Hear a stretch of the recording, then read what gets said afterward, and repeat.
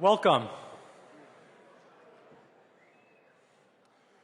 I'd like to welcome you to the 6370 Battlecode MIT Final Tournament. Thank you all for coming.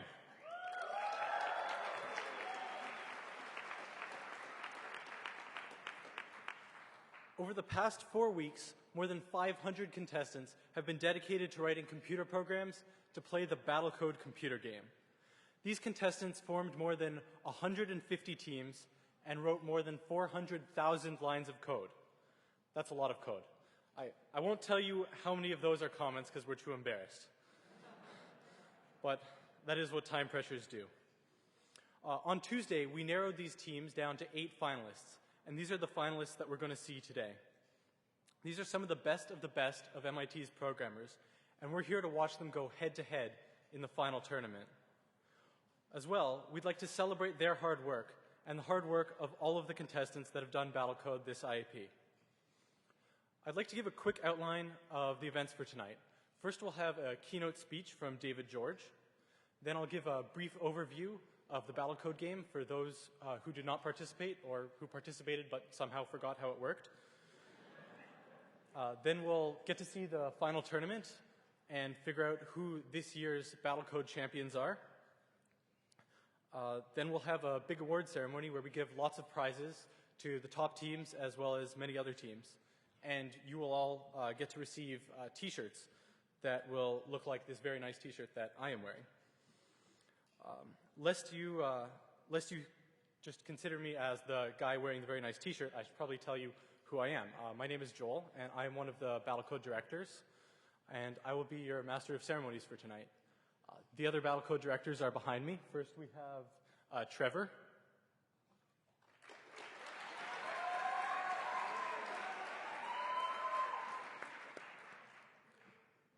Then we have Oleg.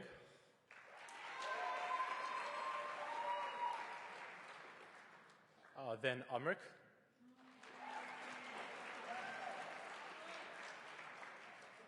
And finally, Alex.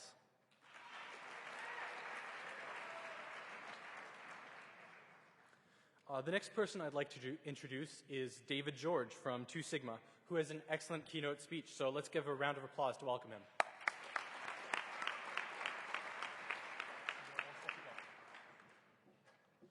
Good evening. My name is David George. I'm from 2 Sigma Investments, and it's fantastic. We've got a big crowd here tonight, and we're really excited to see what's going to happen. I'll tell you a little bit about who 2 Sigma is. We're a global investment management company, and the reason that we're here is because we use technology and strategy, and we have found, like other investment firms that are here, that there's an awful lot in common between what you need to do to be successful in Battlecode and have a good time with Battlecode and what you have to do to be successful in the world of automated trading. So a little more about us. We're managing several $billion. We were founded in 2001. We've got a little over 200 employees from around the world, and we've got offices in New York, Houston, London. And let's talk about what happens in Battlecode.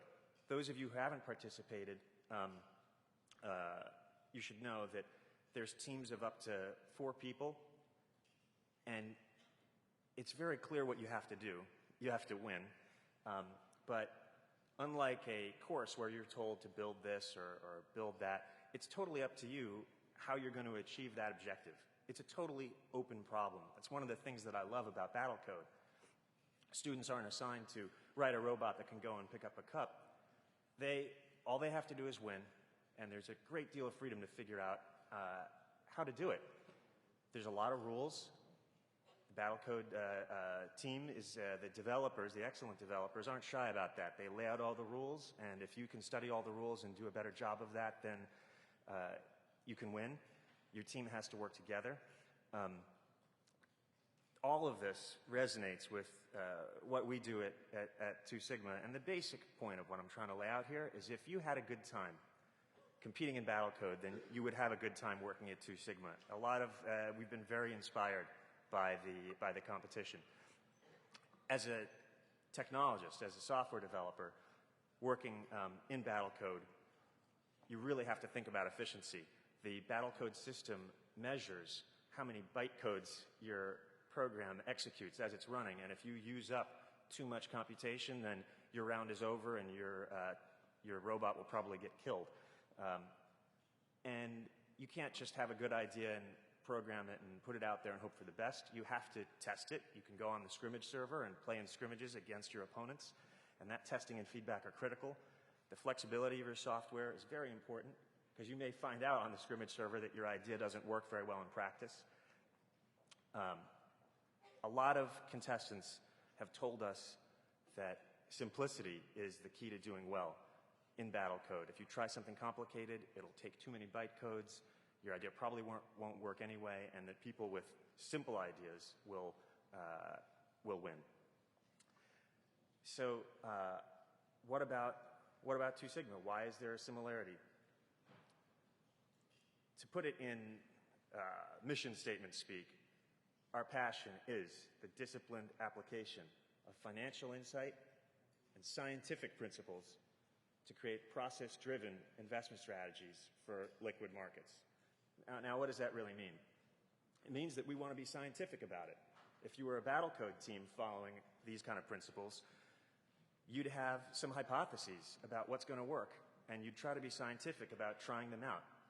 You'd try to have some insight about what makes a good player. We're going to see a lot of people talking about strategy tonight. And when you hear people talking about strategy, some things to think about tonight is you'll hear people say things like scouts are good or soldiers are good, and think about, how would I test that hypothesis? What kind of data would I look at? Or if I was watching this replay and I was the contestant, what kind of things would I look for to try to get some insight? Another thing to think about is, what if Battlecode wasn't just a month? What if it was going on for years? What if it was something you got to do full time? You might take a little different approach. In particular, you might try to be process-driven about it. And by that, all I mean is that you might think about how to organize yourself and your teams to be continually improving your Battlecode player. And so when we talk about process-driven investment strategies, we're talking about trying to be smarter about it than just waking up in the morning and saying, oh, let's do this. So we've tried to be a little systematic about our plan for continual improvement. The last bit, liquid markets, just tells you a bit about the game we're playing, that we like to do automated trading in markets where there's a lot of trading going on, and that makes it more exciting and more lucrative for us. As far as what we do, to be a little more specific, it's stocks and currencies and futures around the world, because we are a global trading company. And the net effect of what we do for society is every liquid market we participate in is a more efficient market because we're there. Other people who want to trade from every part of society enjoys a more liquid market because, that is to say, it's easier for everyone else to buy or sell whatever they need to buy or sell because we're there on the other side of the trade. For you involved in this, you should know that you'd be going head-to-head against the best in the world. And that's pretty exciting. That's part of what makes tonight exciting as well. Something to differentiate us from some of our competition, we think it's absolutely vital to build better technology and have better tools. And many times the reason that we're able to succeed is because we've built a better microscope. And I'll show you a little bit of what I mean by that in another slide. And something you don't get to do too much in Battlecode because it's only a month is to really to build tools to help you analyze the matches that you play. And if you were going to do Battlecode for years, you would get to do more of that analysis, and I think that would be really interesting. I'd be happy to talk with any of you who are interested about it after the matches tonight. You'll see up here trading contest number 2 underway. What's that about?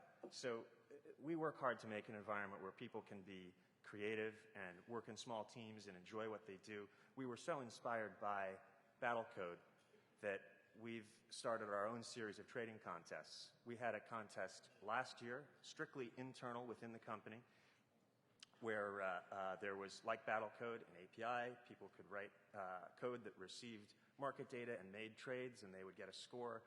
And by the time the contest was done, the number one contestant came away with a score that was 50 times higher than the runner-up. And we were very excited by the results, and we had to build a whole new trading system to take advantage of the winner's strategy.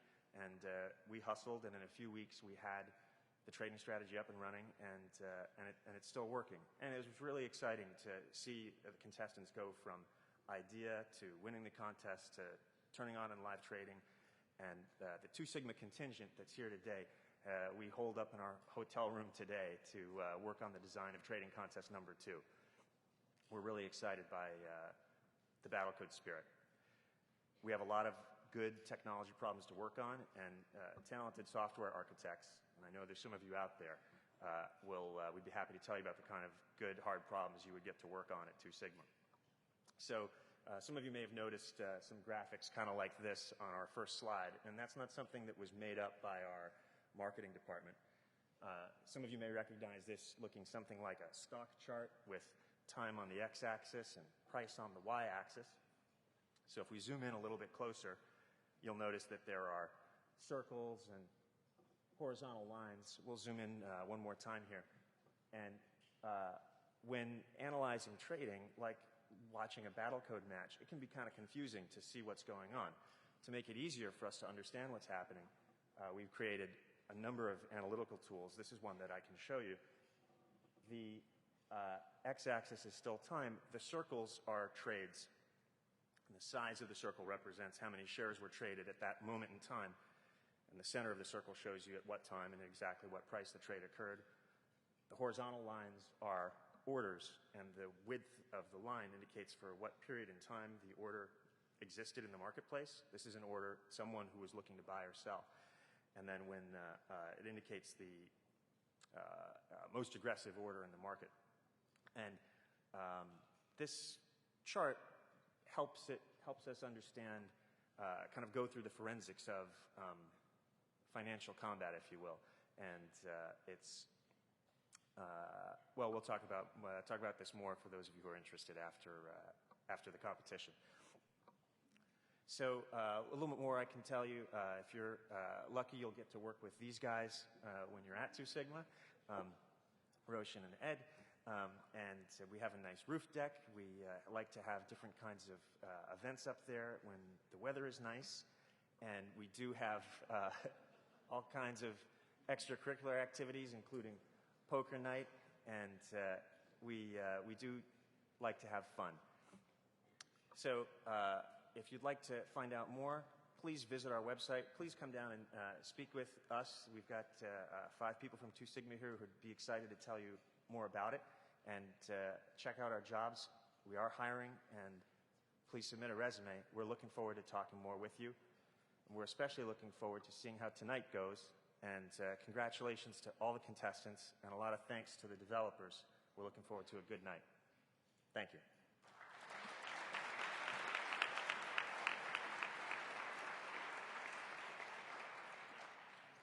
Thank you, David.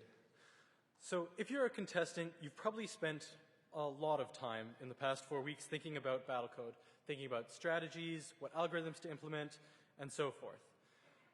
Many of you probably have been eating, sleeping, and breathing nothing but Battlecode. I know some contestants can't help thinking about it when they're in the shower, when they close their eyes at night, even when they're playing StarCraft.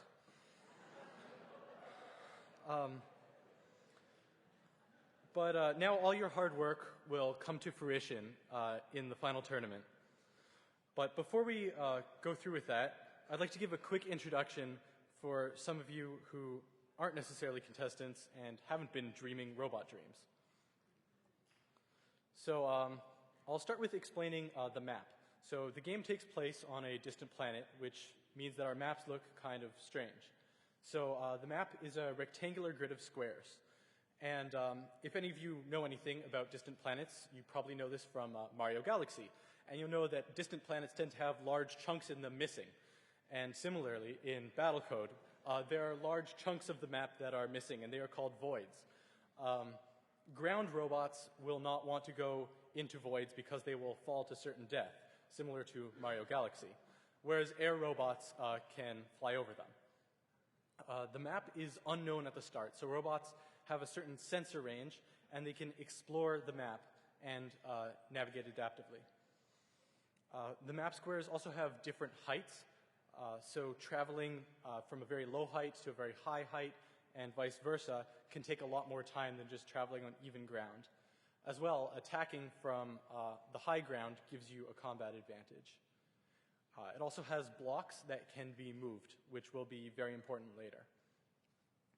Finally, it has flux deposits that can be mined. So certain robots can sit on a flux deposit and gain flux. They'll absorb it into their flux capacitors.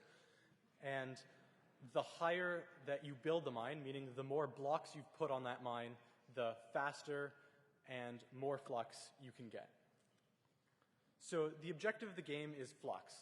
There are two teams, and they each want more flux than the other team. So there are three things that you can do to win. You can kill the enemy team so that they can't get any more flux. That's probably the best.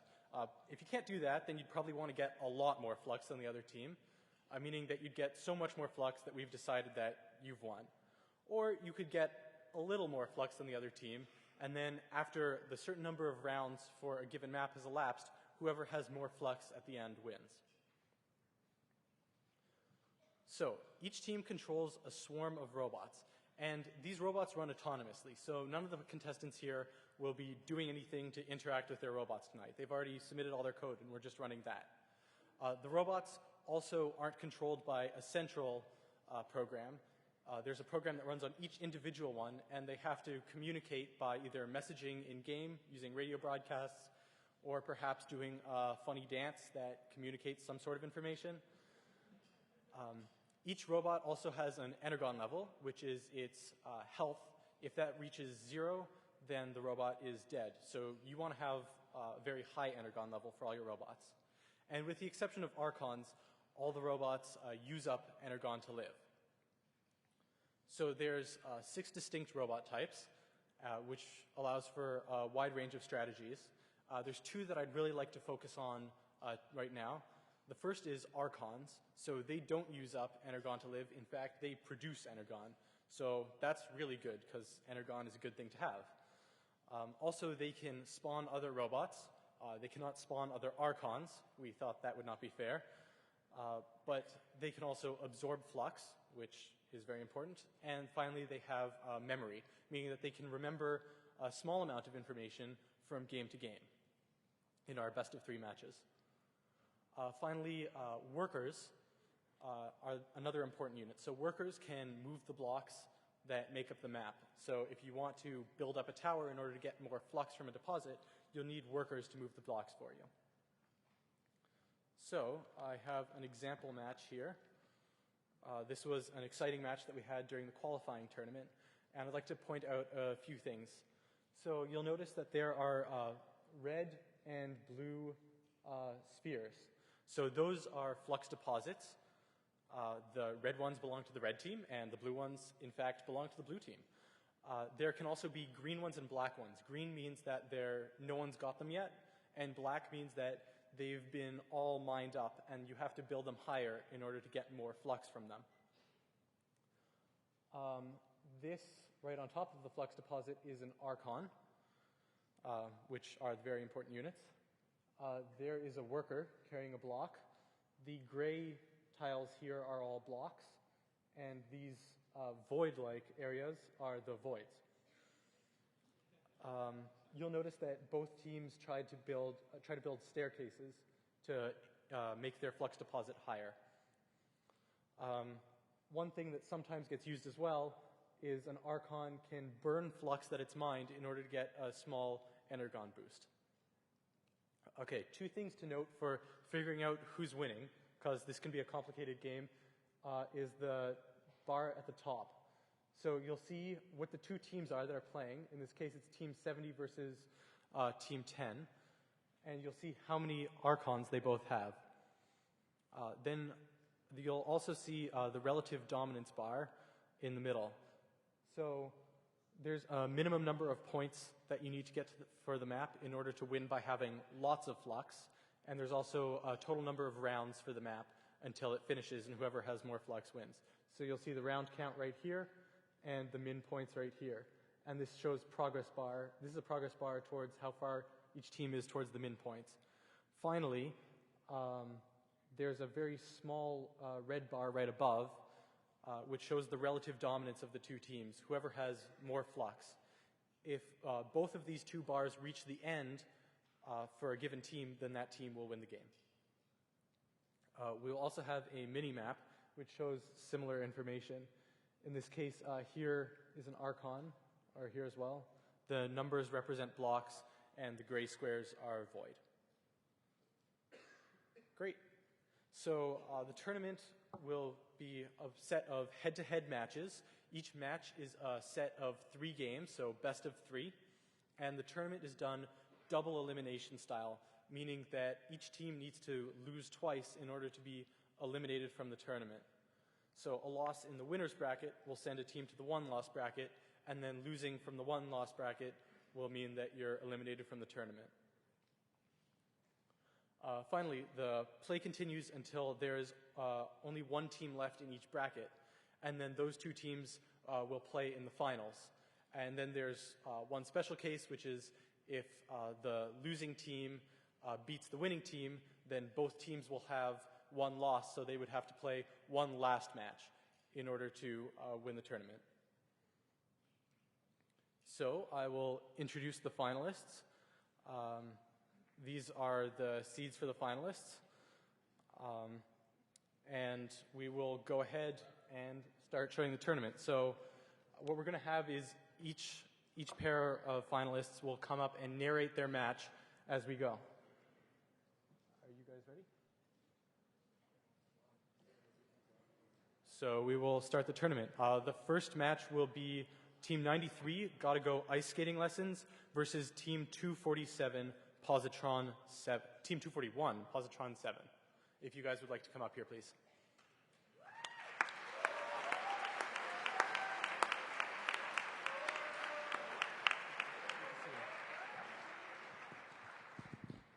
So grab a mic, and you can grab it. And please stand over here, so you're not blocking the view. Start with the strategy first. So if you guys can both give an outline of your strategy and what you guys do, starting with Gotta Go Ice Skating Lessons. Sure. So one thing that we found is that running around with a big swarm of soldiers is really fast and allows you to attack the enemy and get across the map really quickly. So we run around with soldiers, then when we get into a fight, we start making cannons.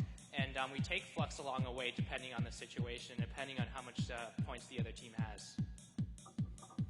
I started out with a very defensive strategy. I decided I wanted to develop my territory and defend it at all costs. When I started playing teams like this, I found out the cost was all of my Archons getting killed.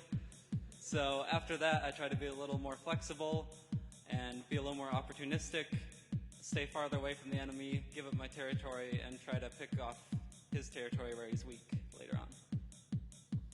All right, let's see how this works.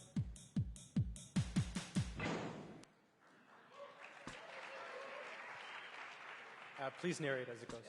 So this map is pretty small, and if you notice, the terrain is relatively flat, which is good for our team. We're on the red on the left, and we can navigate across the map pretty quickly because there aren't that many obstacles, and it's a small map. Hopefully, we'll be able to get one of his Archons, the blue guys that are flying around at the bottom, if we're lucky. We're trying to push them into a corner right now, and with a little luck, we'll be able to take 1 or 2 of them out. At the start of the match, I'm trying to spread out in a group to try to avoid getting wiped out in the beginning here. On a map of this size, it's not working so well for me. Yeah, so if you notice on the mini-map, we've begun to take flux because after we've won a fight, we've decided, all right, it's time to get some points. This way, we're not chasing the opposing team the entire time. If you look on our 4 Archons on the top left are trying to corner his 1 Archon and finish him off. And then hopefully we can either win this by their elimination or by just getting more flux.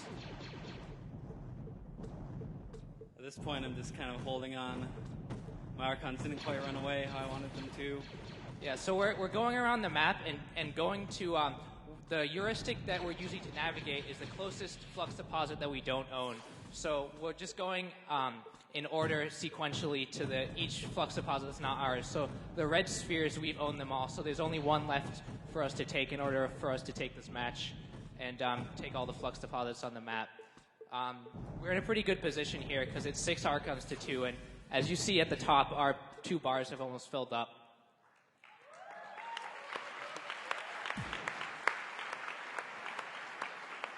There's the best of 3. So these are best of 3 matches. So Positron 7 would have to win 2 more matches in order to not be dropped down.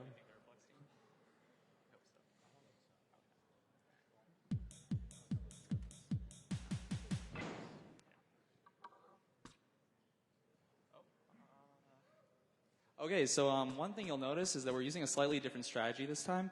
Last game, we noticed that they were a flux-taking team by measuring their points that they're taking. So we send 4 of our Archons across the map to try to push them off their deposits while trying to take flux at the beginning. So as you can see, our Archons have made it across the map, and now they're going to go to the closest flux deposits and try to push them off. Another thing we do is we try to keep our Archons together so that when we get into team fights against them, we'll have overwhelming force. So you can see our 4 Archons are running in packs until we get to flux deposits. Then we'll leave them off to mine. At this point, I'm still spreading out, and now it looks like a few of our Archons are finding each other, and a battle will start. You'll notice one thing, the cannons can shoot really far. So right now he's got that barrier, so our soldiers can't get to him. Luckily we make cannons, so now we can shoot back. One thing that we decided to do as a team is wander around with soldiers because they're really fast and they can chase down Archons. But when we get into fights, we make cannons because they're pretty superior in terms of fighting units. So as you can see, we just pushed them off his flux deposit up there. So now one of them is going to start gathering from it, and the rest of the swarm is going to keep going. My strategy, once I'm pushed off a flux deposit, you'll see my Archon just went to fight his in the corner. So when I get displaced, I go look for his nearest and try to take it over. Hopefully he's built a nice stack of blocks that I can steal from him. Another thing you'll notice is that we keep 2 cannons next to our flux deposit. Early on in the tournament, we would just run away, but then we saw a lot of teams that just left cannons there, and it was really good at fending off armies. You can see right now he's trying to take over our flux deposit, but he's getting unfortunate because he's spawning units right in our attack range, and it allows us to pick him off before they can get to us. And the great thing about defending a flux deposit is while you're tying up his Archon, you're also mining flux, which gives us a huge advantage. You see right now that he's up on points, but we control about the same amount of flux deposits, and so this one's going to be pretty close. You can see for all these matches, there's a red dot at the bottom in the minimap, so that will show you that the red team has 1 win so far, in case you're wondering for other matches later. So it looks like my Archon down the lower left finally managed to push right away. Yeah, it looks like we just gained the lead, but like I said, this could go either way because we're pretty close on the number of flux deposits we have. I don't know. Hopefully, we'll be able to push him off by one other and gain another a big advantage. But right now it's still pretty close. Another thing you'll notice is when his guys blink really fast. That's because he's using flux burn, and it gives him an energon boost for a few rounds at the cost of flux. And it's really good if you're being attacked and you need to get that extra boost that will help you stay alive. Oh, one thing you'll actually see right there, you saw our soldiers. He made a channeler. Channelers are really good against soldiers because they can drain the area around them, and soldiers have to get up real close before they can attack. So one thing we do is we broadcast out where the enemy channelers are, so our soldiers stay right out of range and encircle it. I don't know if you can see there, but because we only had 2 soldiers, but our soldiers didn't get attacked in that case because they were outside of the channeler range. It looks like we just pincered an Archon. Those are really hard to run away from because when the enemies are coming at from both sides, it's really hard to decide where to run to. Looks like a couple of my Archons get picked off. Usually when you lose Archons, it's downhill from there.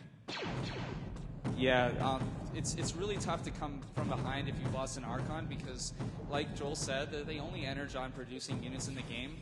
And to support an army and to gather flux, you need Archons.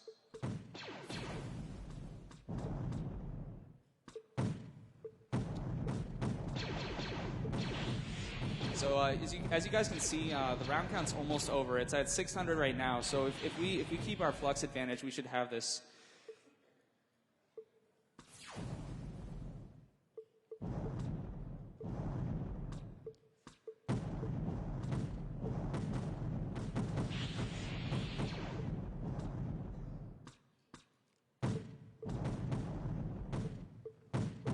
Notice the black deposits at the top, those ones are all mined out. So both of our teams, in fact, if our deposits have been mined out for too long, we'll go try to find another one.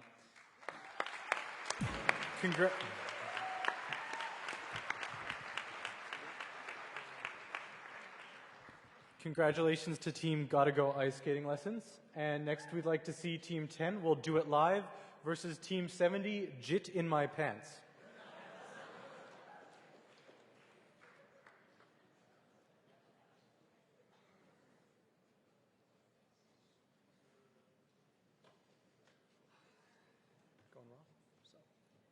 So grab a mic.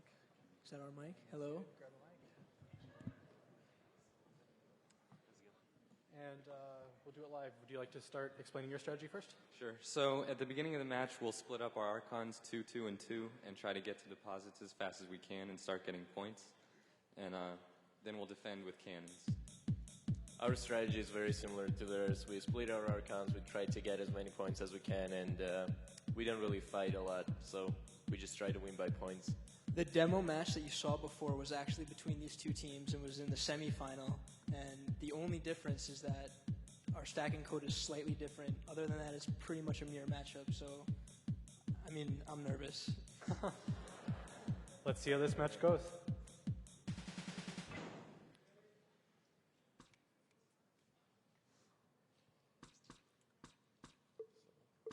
So this map is pretty good for stacking because you can see a lot of close-lying blocks. And yeah, as you can see, both teams are basically bum rushing flux deposits to see who can stack them higher. We have a slightly different strategy. We build like a staircase, and that way a single worker can kind of mine a flux deposit, while they have a more passing kind of strategy. So our strategy is to make a lot of workers, and they work as an assembly line, and they build really high deposits. So it usually works when enemy is not attacking us, but when enemy comes, it's really hard to fend them off because we have just workers, and workers don't really attack.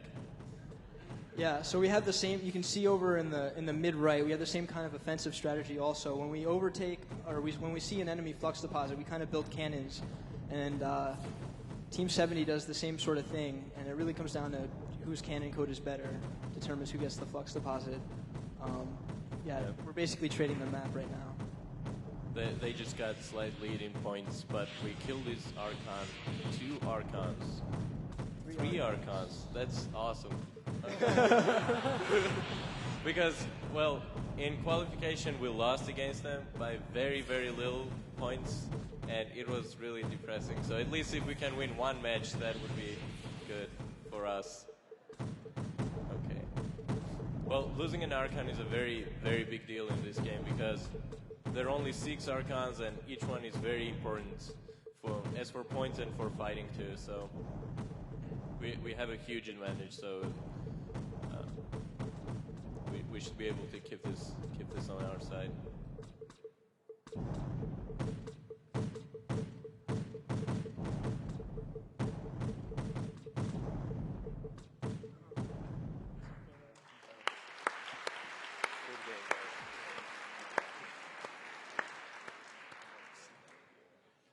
So I guess we'll see what happens on the second map here. It's a very close game. I guess. There is a high chance we might have to see the third map too. Yeah. Yeah, we have some pretty close games with these guys.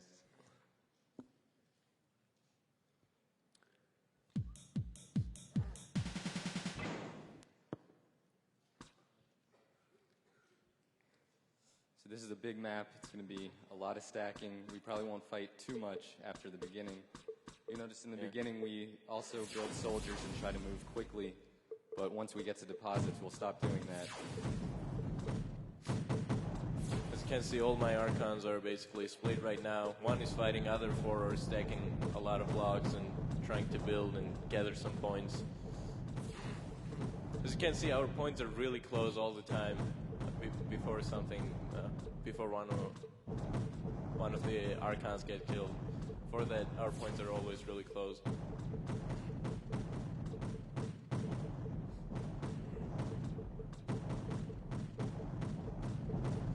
So you see some pretty nice staircases in the bottom left and top right. One thing unfortunate about 3D view is that you can't really see how high the blocks are, so you can't see the actual number. So they build up to 9, and I think ours is at least as high as theirs. And somehow I couldn't notice, but we killed their Archon. That's for our advantage, but we'll see how it goes. On a big map, losing one Archon is not that big of a deal because you might still come back. This one's going to be close. If we can push them off that deposit in the top left, we might be able to make a comeback. Also they have advantage because we're doing it live, and their team name is We'll Do It Live, so...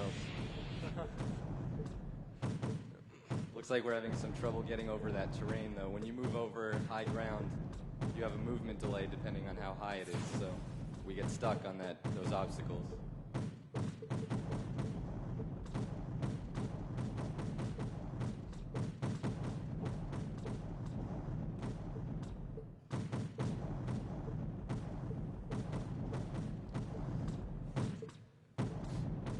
As you can see in the upper left corner, his Archons are moving forward, and it's kind of bad because it's a corner, so my Archon can get cornered, and that's really bad because then Archons get killed really easily if they get cornered, so you should always be aware of that. But I think we fend him off, so... We're still really close. 5,000 points is not that much to come back from.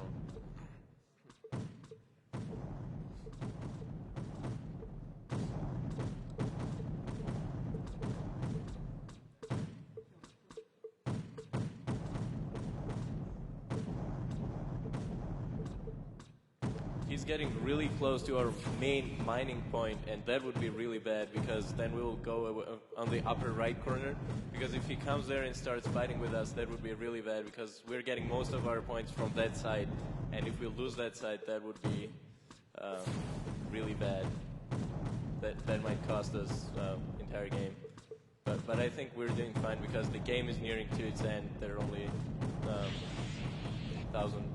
Yeah, it doesn't look like we'll get up there in time.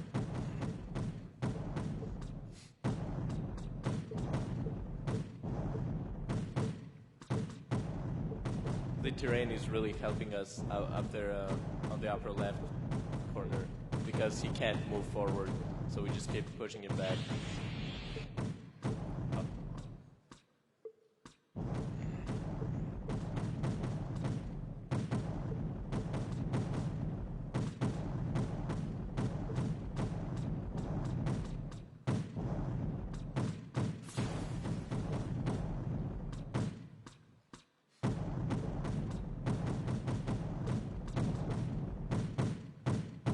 Actually, our blue domination bar is going to the end, so okay.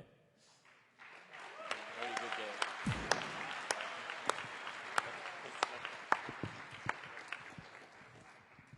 Good work, Jit in my pants.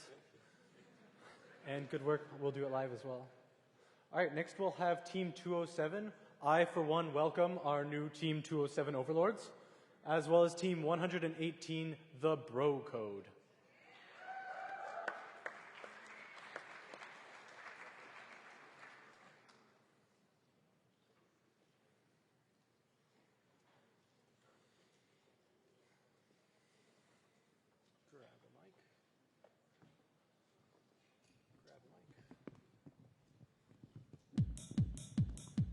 Team 207, do you want to go ahead and explain your strategy first? We have a very aggressive strategy. We like to go around and try to kill things with cannons and take just enough flux so that we don't lose on flux. A wise friend once told me, if you can't do something smart, do something dumb, but do it very well. So what we try to do is we make a lot of cannons. We don't make anything else but cannons, and like them, we're pretty aggressive. So it should be interesting to see how things turn out. All right, let's see this match.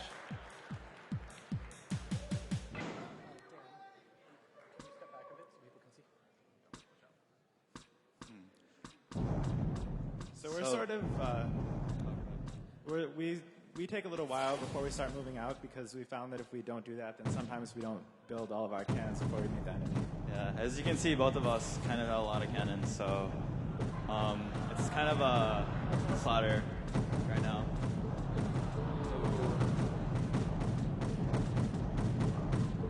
Well, I guess maybe that one thing that we were doing, we didn't end up doing very well. And it looks like we're cornered in the top right, so that is not very good for us. And also going to be cornered in the top left, which is not very good either. So one thing that we do is that when our scouts see a defenseless Archon, they try and go after it and corner it.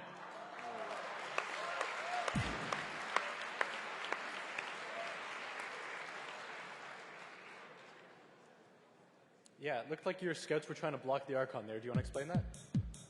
Yeah, so cannons are pretty slow, so it's hard for them to chase down the Archon, but the scouts are a lot faster, so we send our scouts after defenseless Archons to try and block them from running away so the cannons can shoot them. Let's see how this goes the second time. You never thought about that. So one thing about some of these maps, including this one, is that if you follow the flux deposits, you sort of go around the outside of the map. And since the map is symmetric, the other team will go in the same direction as you. So one thing that I did is I made it so that we actually go in the opposite direction of the first flux deposit. So that we'll try and smack head into them instead of chasing them around. And it looks like we're doing pretty well up there because they split up their forces, whereas we just left one Archon in the top right. So it looks like we're able to push down at least a little bit. I guess until their remaining Archons come up.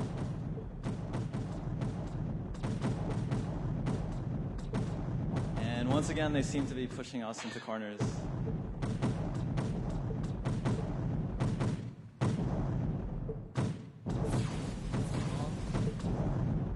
At least we have more flux than them.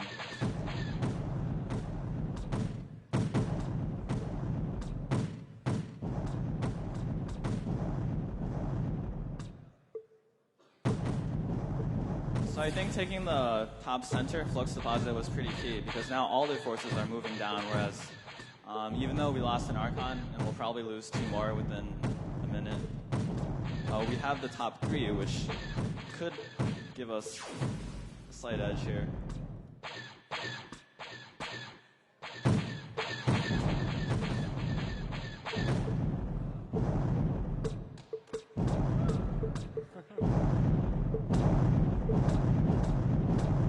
I think those 3 Archons up there don't really know what's coming.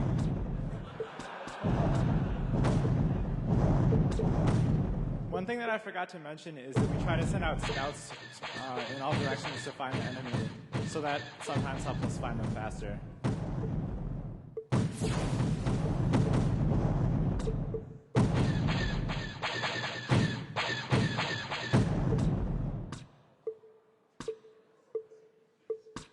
Well, if our one lone Archon can hang on for another 2,500 rounds, maybe we'll be able to take this one.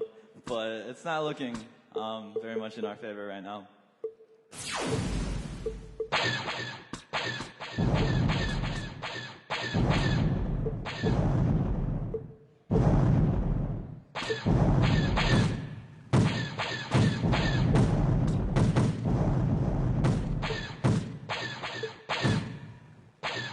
And they definitely do a really good job blocking our Archons with our scouts.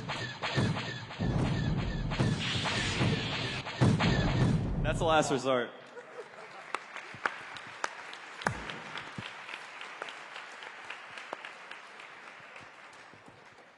Good chasing, Overlords.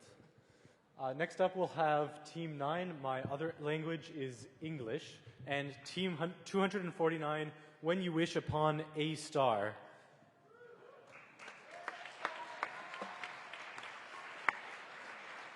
Pick a mic, any mic.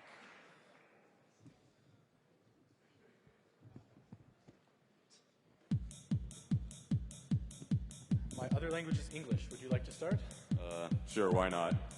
So I guess the only thing to say is that my Archons are pretty cowardly.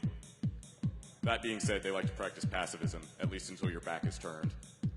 Then we tend to chase our enemies if they run away from us, because otherwise they'll just come knocking on our door again with about twice as many forces that they used to have. So other than that, though, we'll just try and mind flux and mind our own business. We're also pretty cowardly with our Archons, but not quite as treacherous. We pretty much just try to split up with our Archons and get as many flux deposits as possible and mine them up high as possible. And if there's a lot of danger, we'll generally run away and try to find another flux deposit. So I kind of like to think of it as like a Gandhi strategy. So even if we don't win, it's kind of like a moral victory.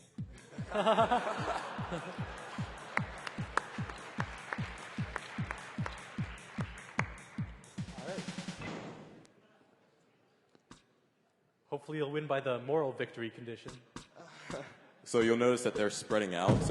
It helps them gather flux more quickly, which on a small map like this is pretty crucial because they'll have their defenses set up by the time I get over there.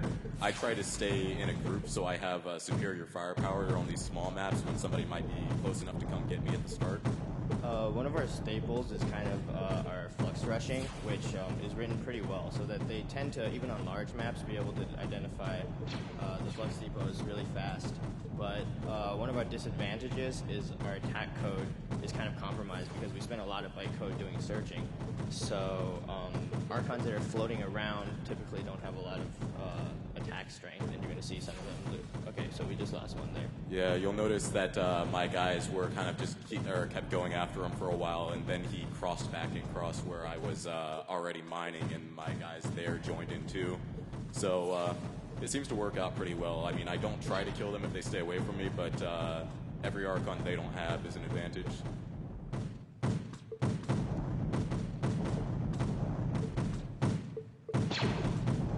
Yeah, so they're boxing in our Archons and killing them. This small map is pretty bad for us because there's not a lot of places for Archons to run once they push us away.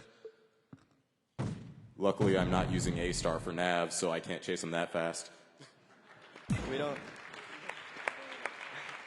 don't actually use A-Star either, so our name is kind of useless. Do you want to explain your name for those who don't understand? Oh, so A-Star is basically a shortest path algorithm. So we basically took a list of like the worst CS puns we could find, and then this was one of the special ones.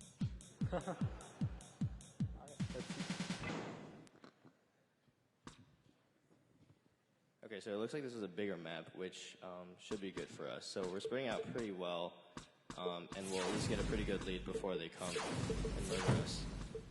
Yeah, my team gets a very slow start. Also, the void jutting out of the map edges will keep me from chasing them as well, so they'll probably have a pretty solid advantage here.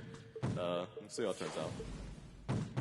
So our blue bar is actually moving very fast right now, so all he has to do is not kill or attack any of our guys and we'll win. No promises. What? Oh, okay, never mind. That's my dude.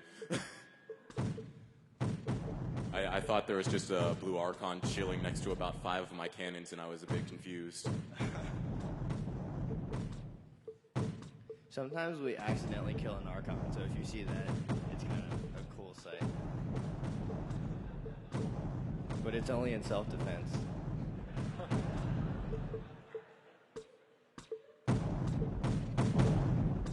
So, yeah, they've got a pretty solid lead on me on Flux right now. If I don't get my act together, they'll probably win this round. We'll see how it goes. So if you notice, the Archons that are floating around from our side, the blue ones, we don't build cannons if they're not on a flux depot because we want to maintain the speed that it takes to find flux depots. So the soldiers that they produce are usually going to get mained by the cannons. So every Archon that's floating around is pretty much useless. The strategy I had to chase after their Archons isn't really working as well on this map because I really should be mining Flux instead of running around and then half-heartedly returning and then going back and doing it again. So, yeah, not to my advantage. Also, if you notice, the worker code for our team is fantastic because we're standing on skyscrapers. They're awesome. I just like to kick them off theirs. Yeah, that's not cool. Eminent domain. We thought about trying to like sabotage our own towers, but I mean it was kind of politically incorrect. So the bad thing about working on a team by myself was that I didn't have any chance or like too much time to work on worker code. That being said, mine don't play too nice with each other. If I produce more than one worker to work on the same tower, they'll start fighting, and then they'll be like, this block goes here, no, it goes there, and then they'll pick up the block that the other one just dropped and then move it somewhere like 2 squares away and do that ad infinitum. So it's not the funnest thing to watch. Well, actually, it's hilarious if you're not me, but. Okay, we're actually losing. This could like go pretty badly the other way. It's going, yeah. Dan, did you know you were going to be red, or is that shirt just a coin? Yes, I planned that. Okay, that's cool.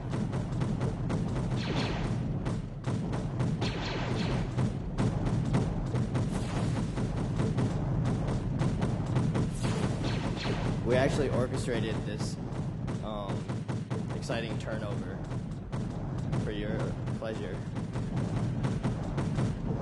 Master plan. But he didn't know about it.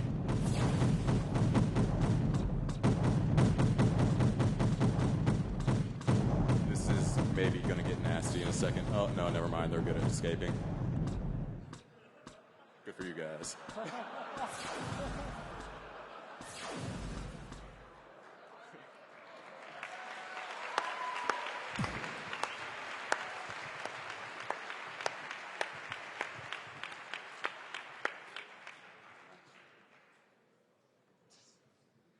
Congratulations to my other language is English. And next we will be seeing Gotta Go Ice Skating Lessons versus Jit in My Pants.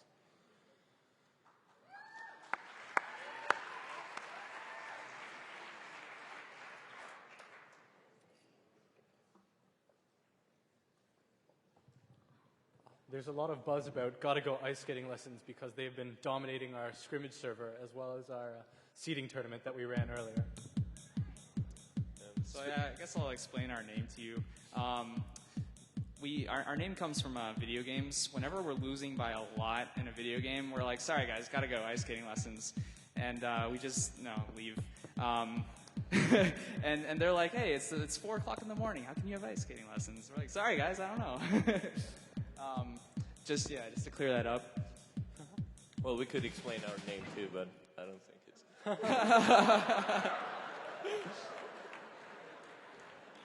Well, the thing is, their team is a really bad match for us because they spawn a lot of soldiers, and usually when they come, they kill us really quickly. This kind of map gives us slight advantage, but I'll be honest, in scrimmage, I don't think we've ever beaten them, so I'm really skeptical about this. Yeah, this map isn't too bad for us. There are some walls that are obstacles, but there's also a lot of flat ground, which it allows us to chase down Archons. But you notice he has a really high flux advantage on us right now. We just got an Archon right there, but he could beat us, or they could beat us just on flux if we can't kill them fast enough, and if we don't start mining quickly. You'll notice that we started mining early on in the game. We have a bunch of conditions for when we start mining, and one of them is if we sense that the other team has gathered a certain amount of flux more than us. So just because we have to keep up and produce flux, otherwise we're not going to be able to keep up with them, and they'll win by the natural count before we can even get to their Archons. As you can see, my domination bar is going well, but minimum points is a lot for this map, and he got to my main flux mining site, so it's going to be all downhill from there because I can't mine flux anymore because he got another Archon corner, which ran away. That's awesome. Yeah, so we're just trying to catch up on flux right now. If you see the his minimum points to win, the smaller blue bar at the top, is almost filled. And if that gets filled up, additionally with the relative domination bar, then we'll end up losing. So hopefully we can start catching up and take some other deposits. We managed to kick him off on the one in the top right, which was good, although we just got scared off by his cannons. One feature of our code is that our staircases can adapt to the terrain pretty well and to other. Very close. Good game. We were lucky.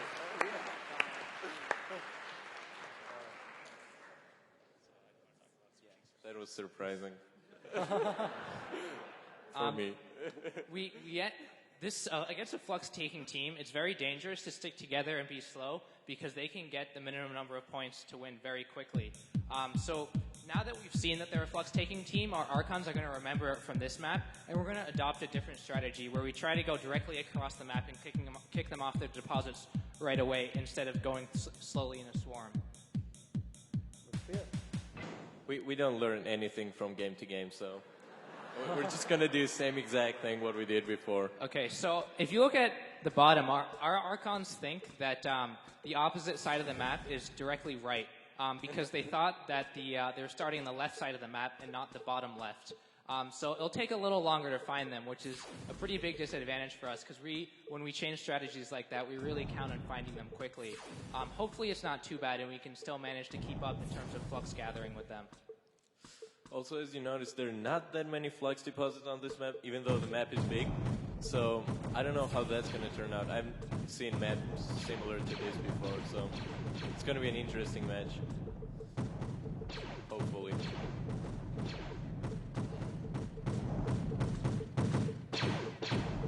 So sometimes you'll see our workers and our soldiers, they just stop. It's not because our code is buggy, it's because they're walking onto really high terrain. One thing that you'll notice is when we move around, we don't wait for our guys to catch up. They're responsible for keeping up with the swarm. If they can't keep up, they're dead. We do that because we want to be able to get to them faster, and if we're waiting for our guys to keep up, then we're never going to kill the enemy. It looks like we might have him stuck in a corner here. We'll see. It looks like he has a lot of cannons too, so their team might be able to fend us off. We got cornered pretty badly, so we need some luck now to fend him off. Luck and a lot of cannons. Well, one thing you'll notice, actually, JIT has really good cannon code. They're really good at playing a defensive cannon battle, and they have that little cross right there that also helps them. So this could go either way. All right, looks like we just scared them off. We might be able to get that Archon. No, looks like we couldn't. So we got away. So we're down on Flux, and we might have a tough time coming back on this map. This map requires a lot more points to win, and also there are not that many blocks around Flux deposits, so it's hard to build higher deposits. So one thing we emphasized a lot in this game was good retreating code, because really if you're able to run your Archons away, then you haven't really lost that much. A lot of teams will think, there's no point in retreating, because if I need to retreat, I've always lost. But, really we think it's a good idea that saving your Archons is really crucial, because, even if you lose 9 fights in a row and you're able to win that last one and the other guy can't retreat, your code is really much better than his. So we managed to take out an Archon here, which is pretty good for us. However, their domination bar is really close to filling up the maximum, and it's going to end up being really close between us, and we'll see if we can come back and get some more Flux before they get to their maximum. Our worker code is really helping us because we're building really high deposits, so we're mining a lot more Flux from fewer deposits. But our fighting is not as good, so it's going to be a really close matchup. He's moving forward really quickly, and we're getting cornered too, so let's see what's going to happen out there. So we've actually lost track of the guys down at the bottom. And I actually think we just got kicked off that Flux deposit. I think we might actually just lose this right here. Although our guys in the middle have managed to kick the JIT off their staircases. Another thing we did is we made our staircases adaptable to enemy staircases, so that when we took opponent staircases, we could continue building on them from where they left off, instead of having to rebuild the entire thing. This allows us to, kick off other Archons and take it while not being at too much of a disadvantage. our domination bar started to decrease, and it's just going all downhill from here. But we're still not. It's not over yet until it's over. Well, it's definitely not over yet. We're still not sure. It could definitely go either way. So one cool thing we do with our workers is we have them remember where they got their blocks from, so they can report back to the Archon and tell them where the blocks fields are. Then we can just send our workers out to wherever they came from before, and we assume there's a lot of blocks there, and it works on most maps. So you'll see the workers in the top left, sorry. So that guy will tell the Archon where he got the block, and you'll see that worker right there. Now he'll go get it from there from now on. Our one Archon disadvantage is really, really killing us. If we had one more Archon right now, I think we would put out a much better fight. The one Archon that just got killed off in the corner really let us down. Yeah, that one Archon, if it had been gathering, the game would have been over by now. We're starting to lose our domination. It's still, I mean, it's a 100-point game right now, and they're back up. They're back up on top.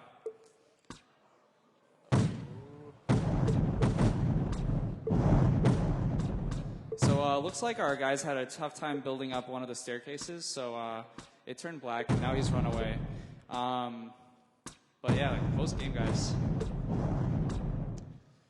This is getting very, very close. I'm really nervous, I'll be honest. This is just way too close. There are only 1,300 rounds left, and points are just like very close.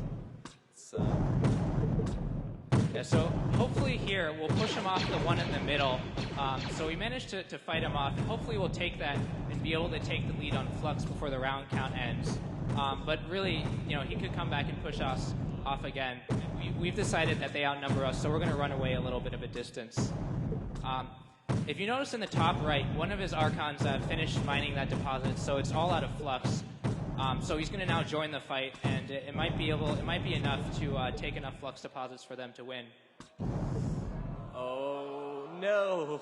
We ran out of Flux everywhere, so we gotta go find another spot to mine some Flux. But they are still mining. This is bad. Yeah. So we managed, in these sort of situations, you can never really tell who has the advantage beforehand, and it's really hard. We managed to beat them out by a little bit on the Flux deposits. If you notice, there's still one in the bottom right that hasn't really been built up at all, so if they manage to find that, they can build it up. But because all our forces are concentrated in the middle, we can defend our Flux deposits and make sure that they don't take them from us. It's 2,000 points. We can't get 2,000 points in 300 rounds. That's a lot of difference. Unfortunate, but very good game. Very, very good game. A lot of our games against this team on the scrimmage server went down exactly like this, where one team would win just ever so slightly by, less than a tenth of the total Flux. Just because our code was just very similar.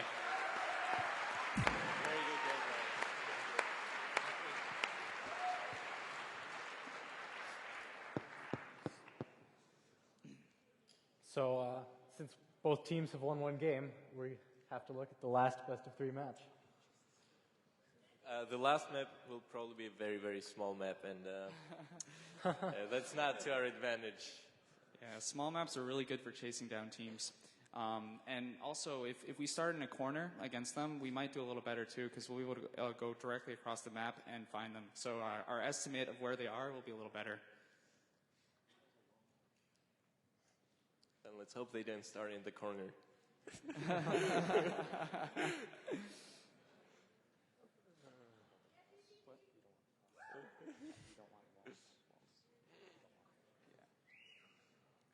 Another thing is the terrain is really difficult to travel around with soldiers and cannons, in fact. So if you're a killing team, it's really hard to kill things if there's a lot of natural walls, and a lot of void that create walls. So that could work to their advantage too. Do you guys want to explain the different types of units that I didn't explain earlier? Yeah, sure. You want to start? Well, Units are supposed to be like rock, paper, scissors. There's soldiers, cannons, and channelers. Channelers are supposed to beat soldiers. Soldiers are supposed to beat cannons. And cannons are supposed to beat channelers. But it's not quite like that. Cannons are kind of overpowered. They're slightly better than everyone else. But soldiers are very useful for killing Archons, because you can't kill Archon without soldiers, because they're running away, because they're flying away really quickly. So you need some fast mobile units on the ground to kill him. So it looks like his the units that he had that our Archon saw, even though we had more Archons than him, we decided to retreat because he looked like he had more than us. We have a unique retreating system where our Archons all vote to retreat, and our team's a democracy. So, you know, when there's enough votes, when it's majority rules, then our whole team will retreat.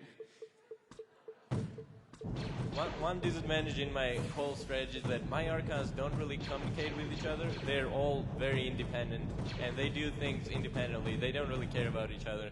So sometimes it comes out as a very useful thing, because they might surround the enemy and kill him, but when it's group fighting, it doesn't really help us. If they were communicating with each other, maybe it would have been better for us. So as you can see, we were getting a little caught up on that wall there for a while. It's because we were spawning guys behind the wall, because we want to spawn them in a safe distance away from the enemy. But as soon as we spawn them, they have to run around, even though our Archons can fly over. So it's pretty tough for us to get around. Looks like we might be able to get around and push them off a little bit now that we've cleared the wall. And hopefully we'll be able to corner some Archons there. And if we can do that, that might be the advantage we need. As you can see, they've been gathering a lot of flux really fast. Oh, looks like our guys decided to retreat because they voted it's the best thing to do. It was lucky for us. We were getting cornered really badly down there, but as soon as we see that they have one more or just a little advantage over us in terms of units, we'll run away. So our domination bar is getting really close, but they're getting also very close to us. So, let's see.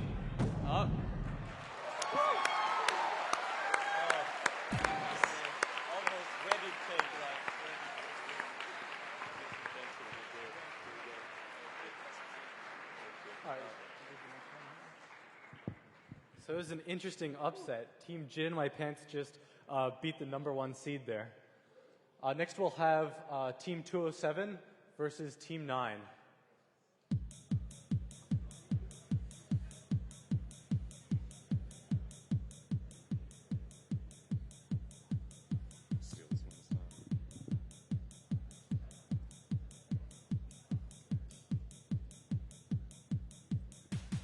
So my only concern in this matchup is that I might not live long enough to get any jokes out. All right, that seemed to be sufficient.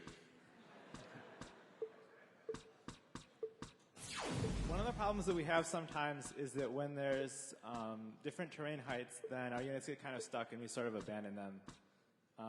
This map isn't as bad as some of the other ones, so I think we'll probably be okay here. I thought I was right until the scouts started showing up.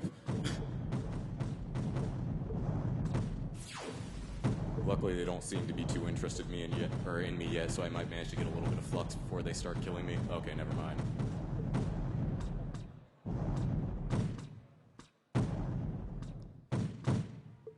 These walls might help a little bit, though.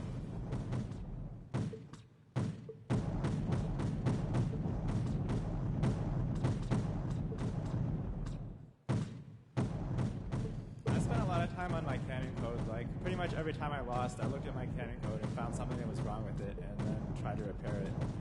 And so that's why my cannons are pretty effective now. Yeah, it looks like they've worked their way around the wall and they've killed enough of my cannons that I can't really rebuild fast enough. Oh, yeah, there I go. Run faster. You're doing it wrong.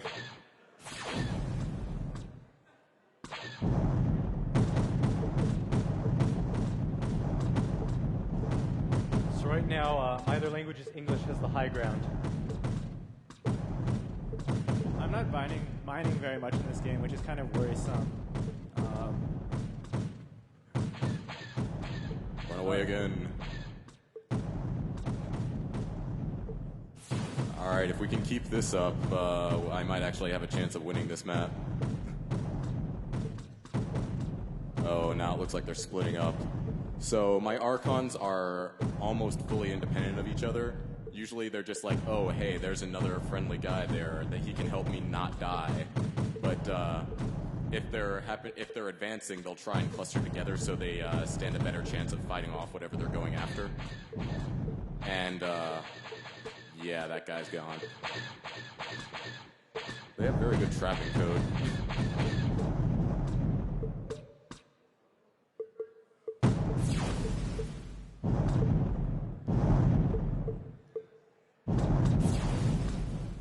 Oh god, here comes the swarm. Yeah, my disadvantage in mining is kind of problematic here. I don't know if I can.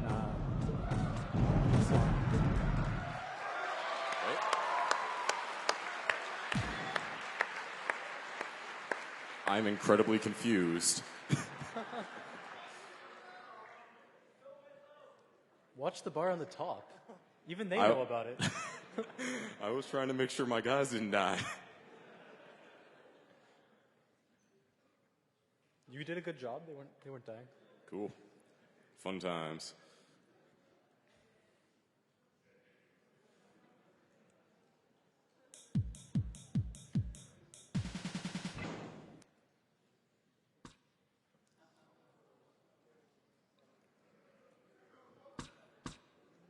This time we're actually mining at the very beginning, so I think hopefully we won't get down by quite as much. So I guess assuming they don't hunt me down, then it'll be up to whose worker code is better.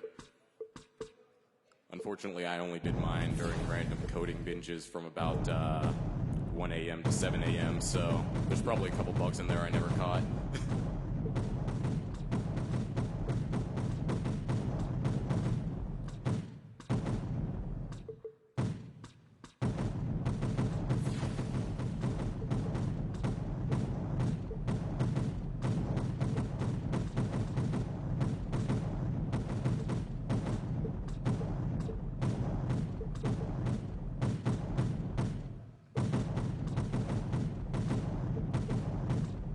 My fighting isn't looking so good right now.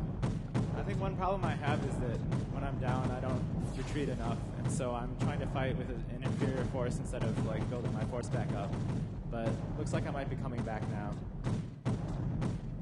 I forgot I was blue again. Hey, that means I'm mining more flux. Awesome.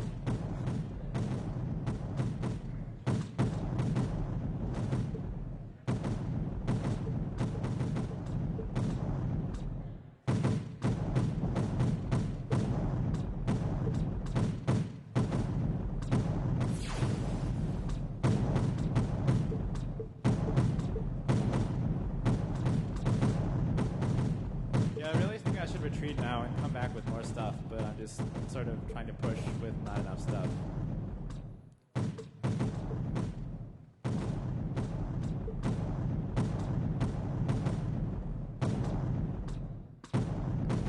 Yep, looks like they managed to push me back across that wall there, so my flux is going to take a big hit right now. Luckily, they're splitting up a little bit, so they won't catch the entire force if they press on either one.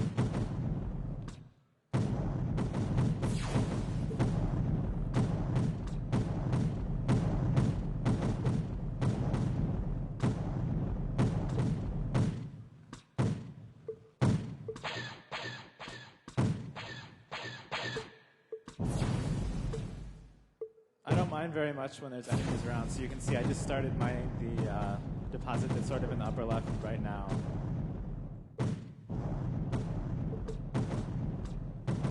Now I know how it feels. Oh, where'd that guy go?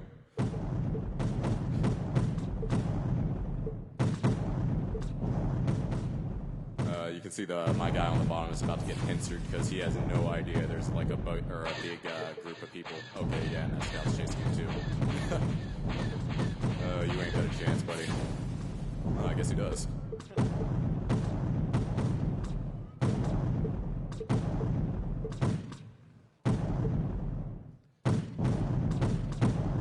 So it looks like we just passed the map min points, but it appears that Team 207 is mining a lot faster than me at this point, so it's I guess it's really just a matter of time to see when the round count hits.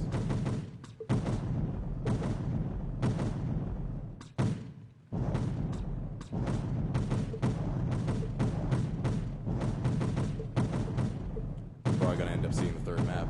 It'll be fun.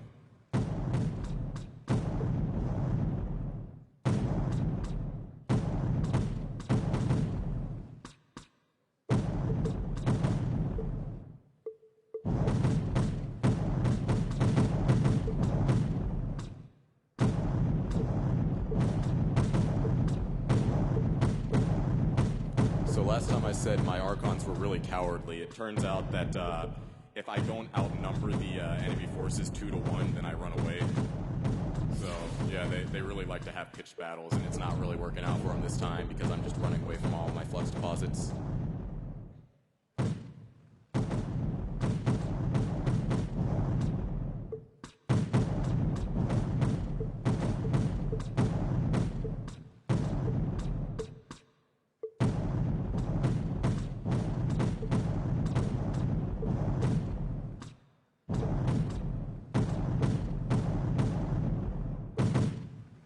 Looks like they're catching up pretty quick, and very soon.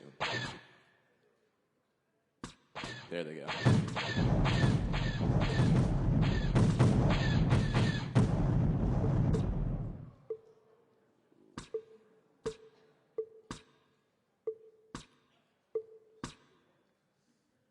It's okay though, I didn't code them to feel pain.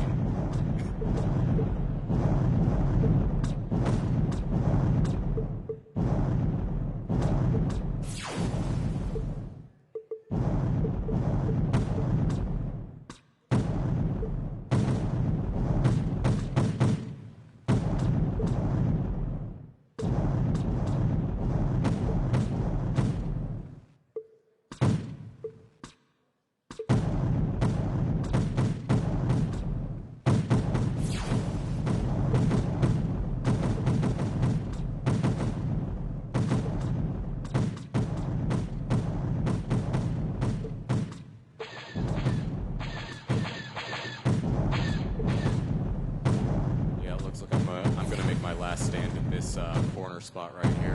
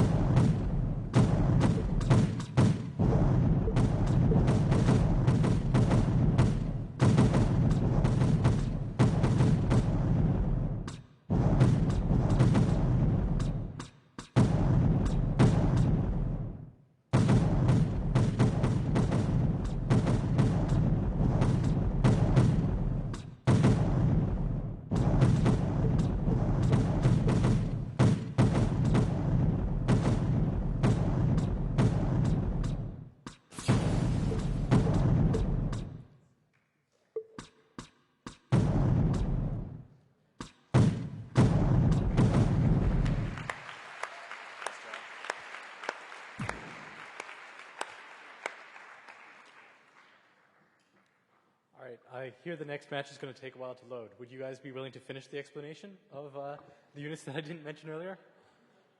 Perhaps Daniel? Do you want to explain how channeler attack works and like cannon range? Okay, so channelers are these big, hefty, egg-shaped kind of winged things.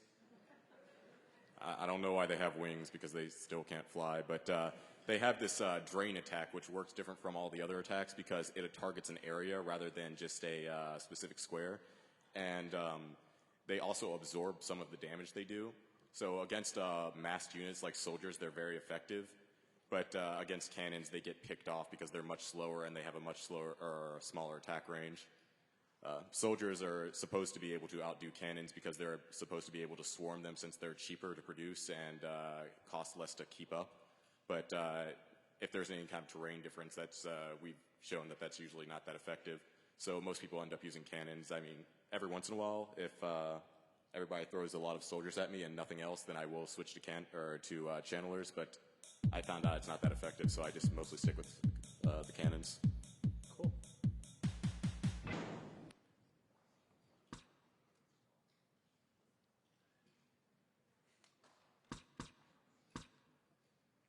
I haven't actually played against this team since like a week ago Wednesday, I think.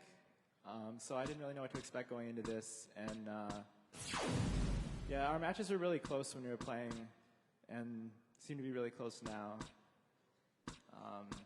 I think we've been playing on a little bigger maps than we were playing on before, but otherwise it's kind of similar.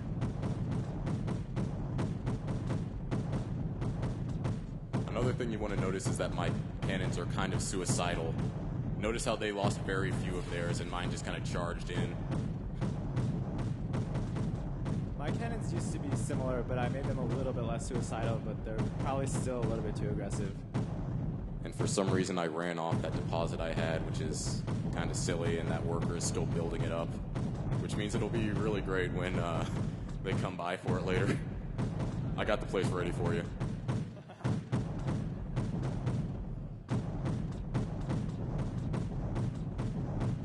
Meanwhile, that Archon near the center, he's trying to stay close with the group, so he's probably not going to go after that flux deposit.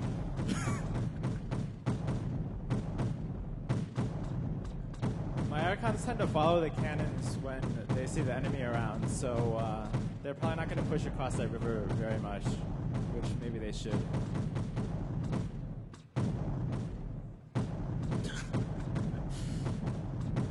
Oh no, that's not no good. Or that's no good. I look like I'm running around the river, which means that they'll have an easy time picking me off with all their support forces.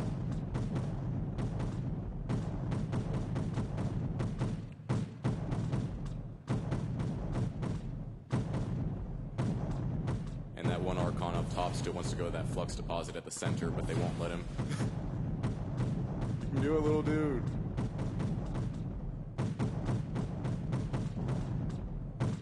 My Archon kind of snuck around there and got that flux deposit.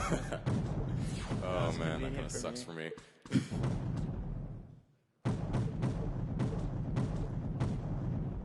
I feel like I'm losing these cannon battles more often than I'm winning, but it seems like I'm better at killing the Archons when I get the advantage.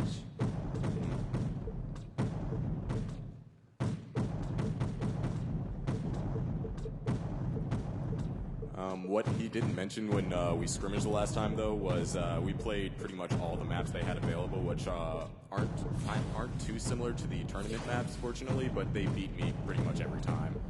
So I'm pretty happy to get this far, I think. Oh, I actually hadn't seen that. I stopped checking my challenges like half an hour before the deadline. I was actually talking about like a week before that. So I actually didn't know until now.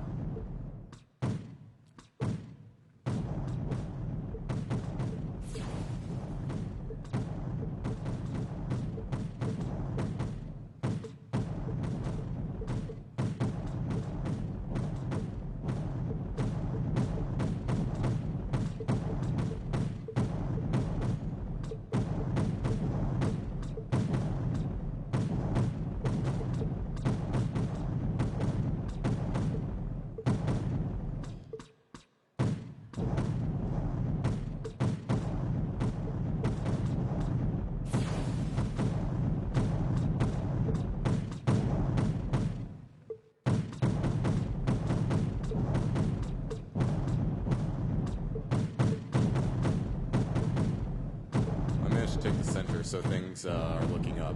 And by looking up, I mean it's going to take maybe the whole 1,600 rounds, so sorry to draw this out.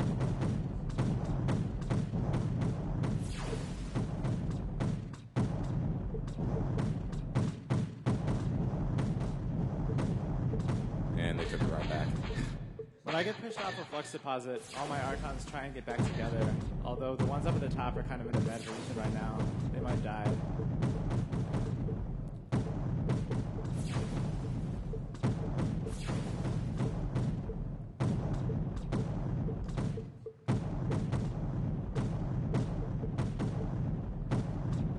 As long as my Archons are mining, they're pretty happy to just stay there, so, or run away. They like doing that too.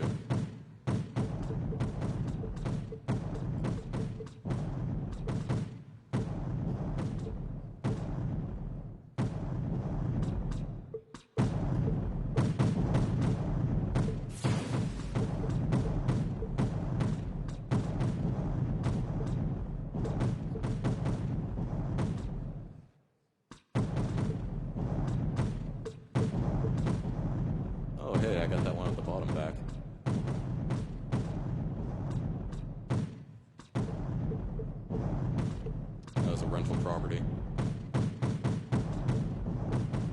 This is definitely one of the more exciting matches I've seen with my player. Usually, either I steamroll them or they steamroll me. But this one is just like back and forth.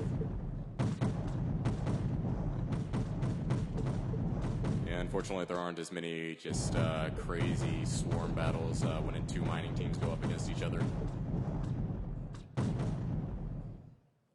But looks like you guys got this one wrapped up.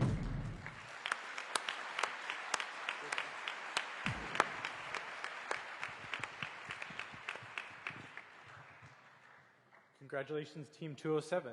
Our next match will be in the losers bracket. We're dropping down to the one-loss bracket right now. And we'll have We'll Do It Live versus Positron 7.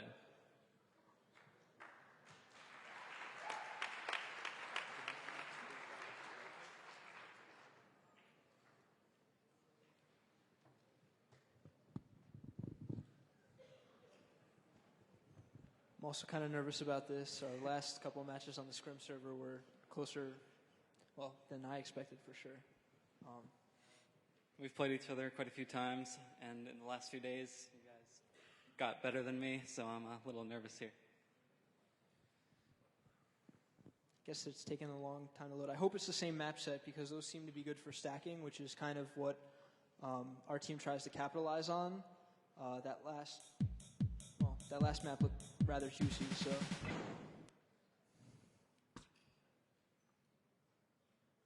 I guess we're blue this time, and we're splitting up. Yeah, they're sticking together. Hopefully, they don't overpower us one Archon at a time. That would pretty much be a travesty. I played these guys before. Usually it's a race. I need to kill them before they mine too much flux and I lose. So I'm hoping I track them down in time to steal some of their taller towers.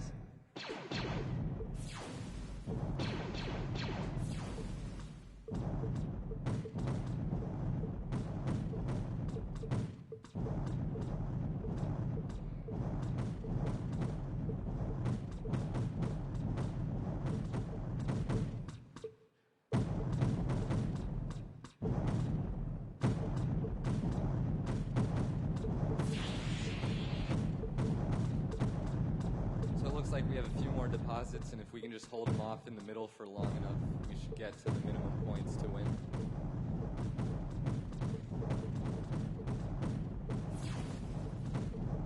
He does have more Archons chasing us around, though, so he'll be able to push us off some of our staircases there.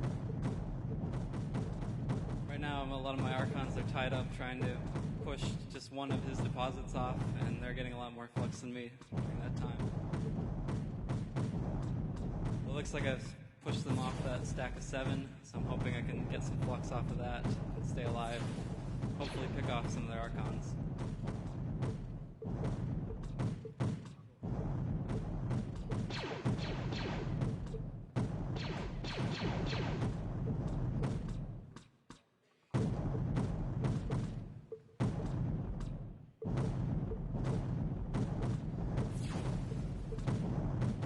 Like in the bottom left, we want to get over that terrain and push him off that tower, but our cannons are getting stuck, so we can't get by. We also have one Archon that doesn't know what to do, stuck in between his 2 towers. Our strategy also remembers towers that are taken, so if you notice top left, he kind of sneakily went back and took it again. Of course, the sacrifice is now that they're taking our skyscraper, top right and the top middle. I think we can overpower that middle flux deposit. Our cannons are just going to have some navigation problems. Looks like we lost that Archon. Oh well. Yeah, it's not looking so good right now. I'm just having a little trouble. I try to stay a safe distance away from the enemy so that their cannons can't pick off my Archons. Sometimes in a match like this, it ends up my Archons are tied up, trying to stay a safe distance away, and they beat me on flux, so this one could be close. So it looks like bottom left, we finally got over that terrain and pushed him off that tower. So hopefully we can take that. Looks like I picked off one Archon, So I'm hoping this gives me enough an advantage to keep rolling, pick off a few more.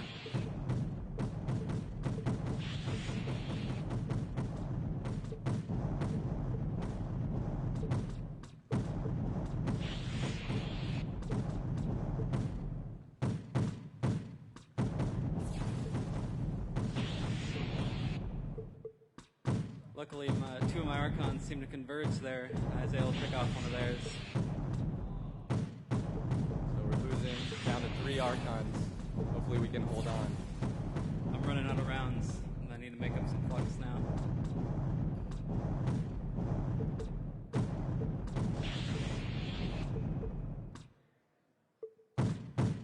Both of us seem to like to burn our flux. Hopefully that doesn't end up making the difference, spending those points. I chose pretty much to burn flux whenever I'm about to lose an Archon. I decided that if I lose my Archons, it's downhill from there, so I have to spend the points if I have them. So you pushed us off our 2 high towers in the top, and that looks like it's going to make the difference in this game.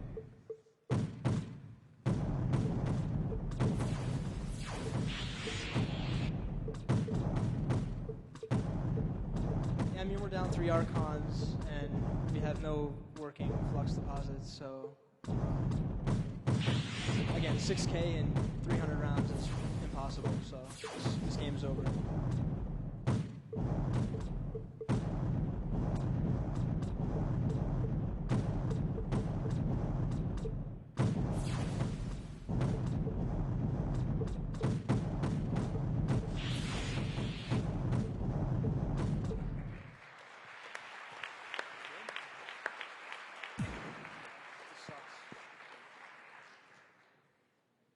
Great work, Positron.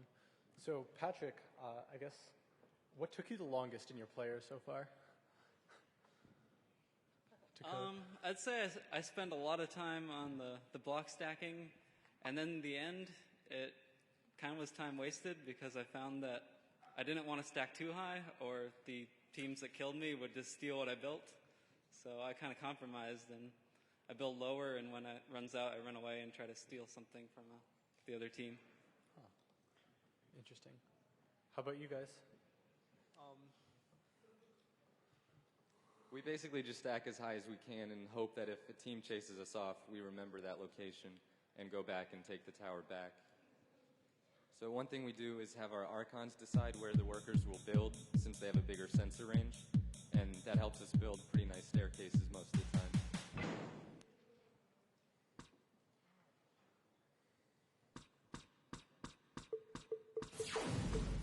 So we're on a bigger map with some obstacles. I ended up in the end building most of the cannons and only channelers if I detect they have a lot of soldiers. So that could slow me down in trying to stop their flux production. I think they'll have the edge on this one.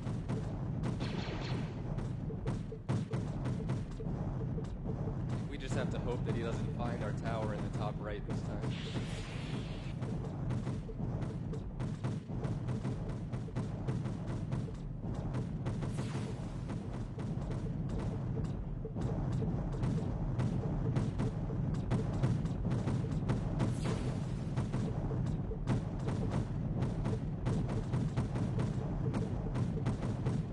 Somehow we managed to pick off an Archon. They got my Archon this time.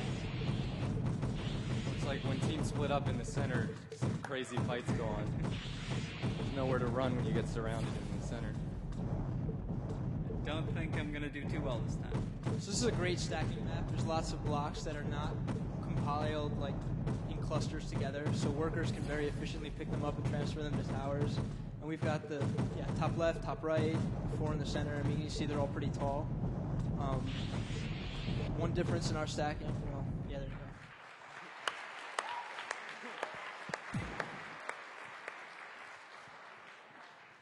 One difference in your stacking? Oh yeah, we were gonna steal Sviat stacking because it's like phenomenal, but we did it on the last day and it didn't. 6 more hours. I mean, like it's just doesn't work. So one difference is we will build over pre-existing terrain, which is kind of cool, but it like slows down when there's like obstacles in the way. we pre-compute our tower 3 spaces at a time, so it's difficult using depth first search to optimize how you pick your tower. Yeah, this looks like a great stacking map. Zvia, the person he was just referring to, was from Team Shit in My Pants, who just upset the first place seed earlier this round.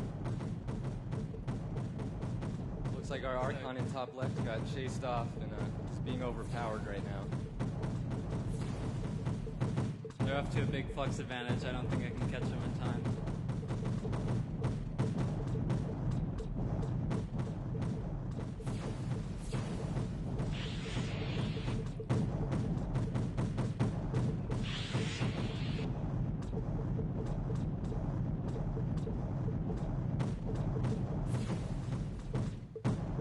So it looks like we chased him off the top center one and took that one back, and now we're coming back for the top left because we remembered that we wanted that deposit. Getting a little cornered up in the top. I don't think that's going to end well for my Archon.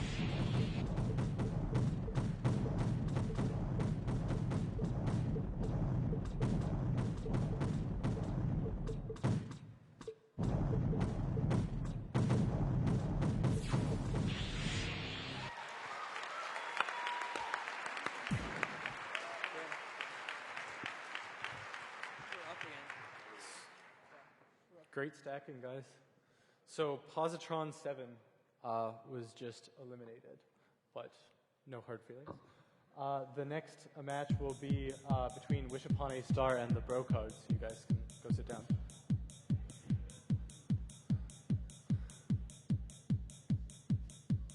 One thing that was interesting in that last match was that Positron 7, at the very last minute, used a flux burn, which lost him enough flux that it caused him to lose.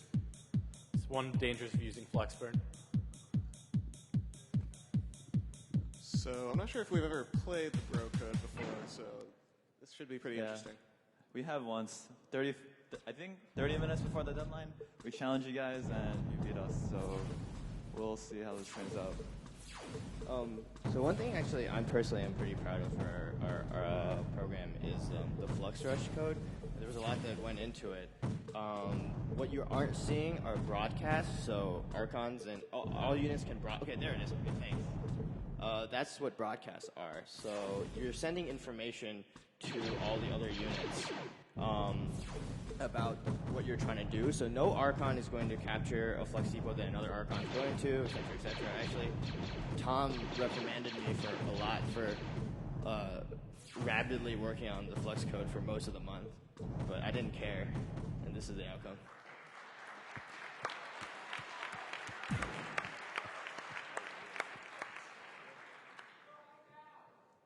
So it looks like I couldn't find them fast enough in that map, but hopefully this should be a smaller map.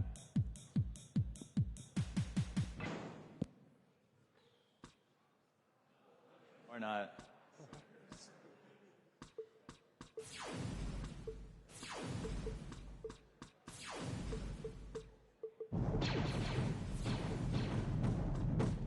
So an interesting thing about broadcasts and cannons is that cannons can shoot farther than they can see, so you will need some units to scout for them. Ooh.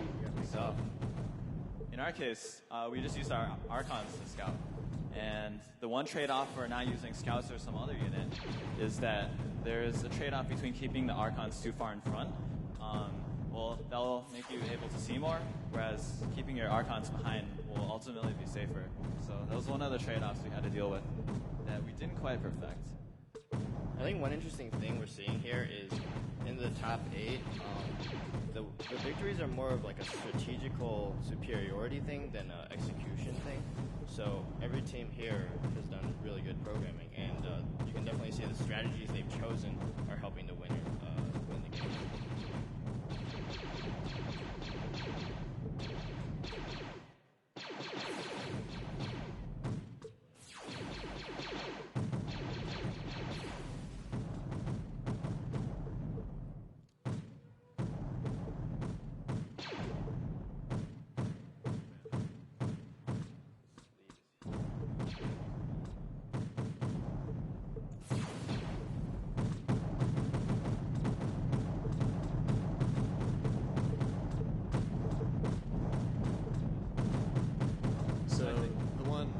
minor bit of adaptation you're seeing on our part here is around the Archons and Flux deposits, we always build 2 units to defend them, and it's either a cannon and a channeler or 2 cannons. And initially we always tried a cannon and a channeler because channelers are very good against soldiers, and even if they're completely useless against cannons, they have a greater advantage against soldiers than cannons do against other cannons. And the one time we switch is when we see that the opponent is using nothing but cannons, like here. So fortunately, my being aggressive, I was able to steal their skyscrapers because my mining is pretty dumb. We decompiled the simple player's worker code and just use that.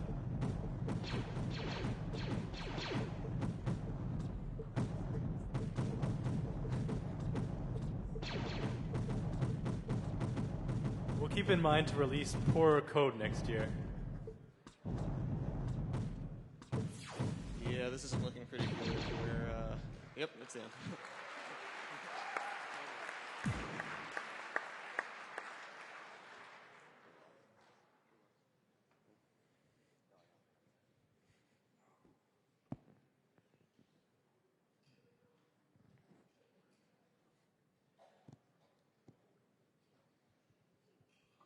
So I guess, A-Star, a lot of other teams have decided to, instead of building their mines really high, they just go take other people's. What made you decide not to do that, I guess? Just because you could build mines really well?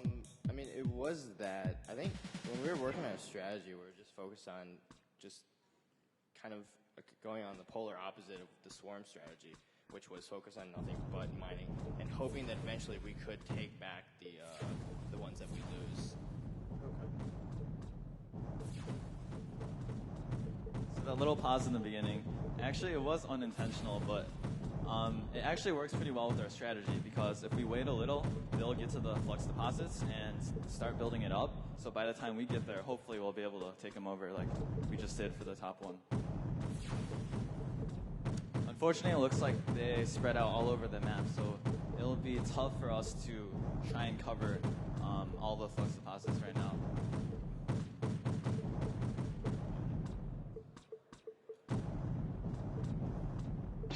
See, I think a lot of our games are like this. We either get crushed or we can win very fast on flux.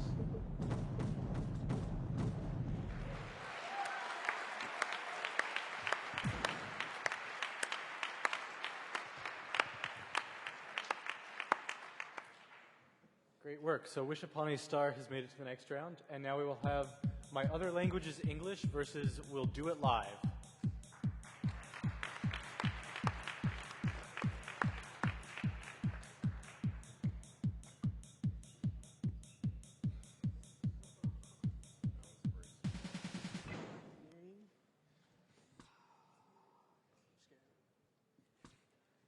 So after seeing these guys in the quals and their last match in the finals, yeah, I'm starting to be a little bit afraid.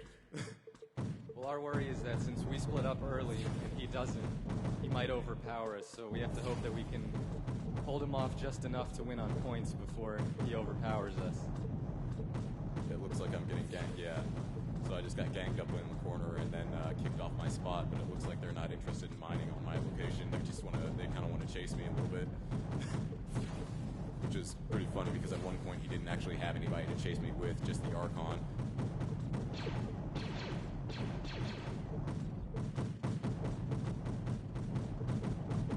And now his guy appears to be pinned between both of mine, but I don't really... Okay, yeah, that's cool. Alright. But you can see he's still beating me quite easily on Flux, so this is anybody's match right now.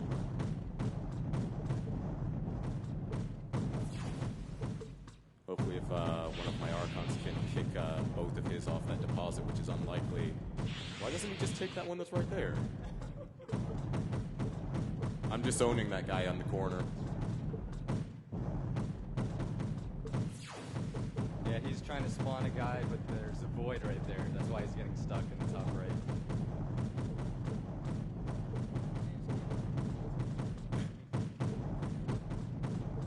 Yeah, so... Yeah, Finally I don't take that back.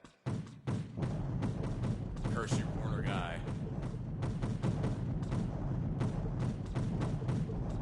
And I got kicked off the one in the other corner while I wasn't paying attention.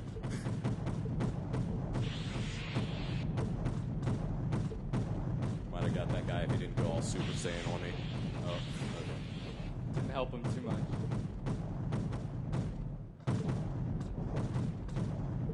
It looks like my guys in the middle are fighting a rather pitched battle, which is, I don't know, I think it's kind of funny. Yeah, that was pretty impressive.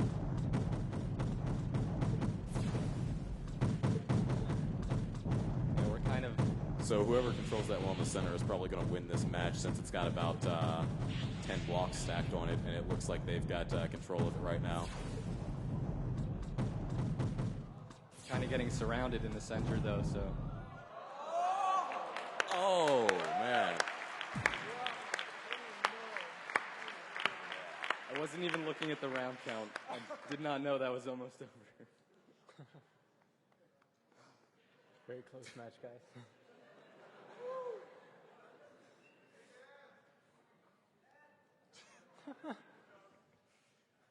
Hopefully this one will go a little bit better. It's more open.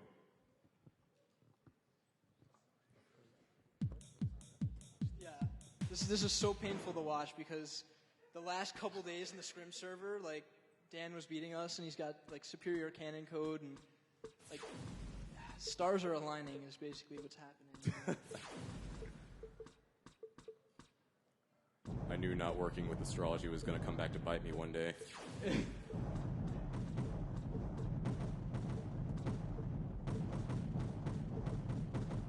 Yeah, the center fight is pretty dominant.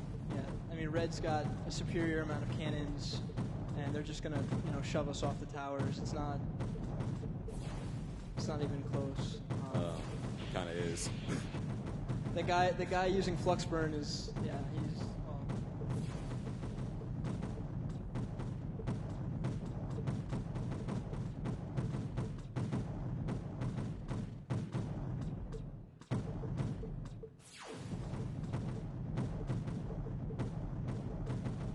So it looks like they've got control of slightly more flux deposits.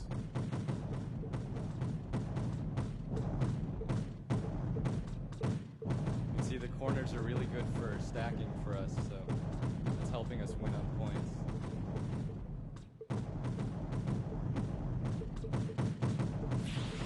Luckily, I think I just managed to secure those two on the bottom, but I'm not sure for how long. See some more guys burning flux. The reason we do that is because we decided it was more important to stay alive and come back and try to retake the tower, and that it's worth the 300 points just to stay alive.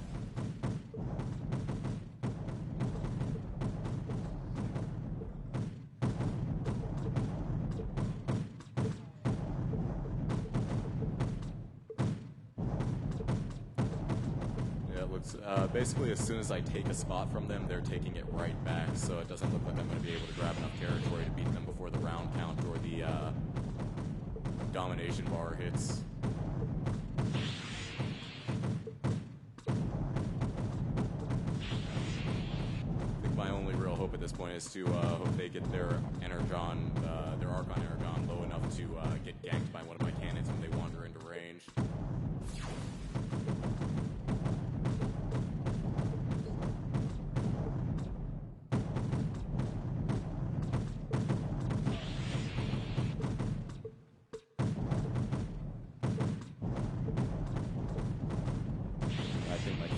Code is working against me at this point because my one guy who is like right next to that flux deposit won't go and grab it because two other Archons are standing over there on the other side.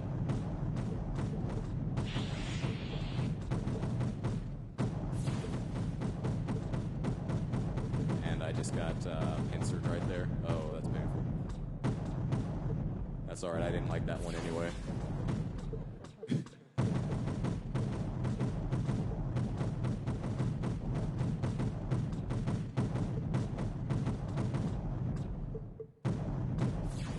We snuck around and took bottom left. And then left it. Okay. I don't think you guys needed it, really.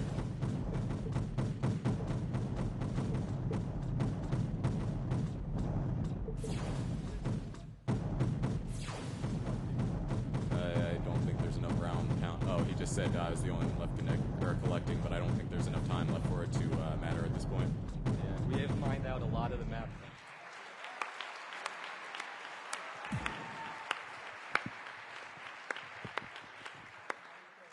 Congratulations, team. We'll do it live. Now we'll see Team 93, Gotta Go Ice Skating Lessons, versus 249, When You Wish Upon a Star.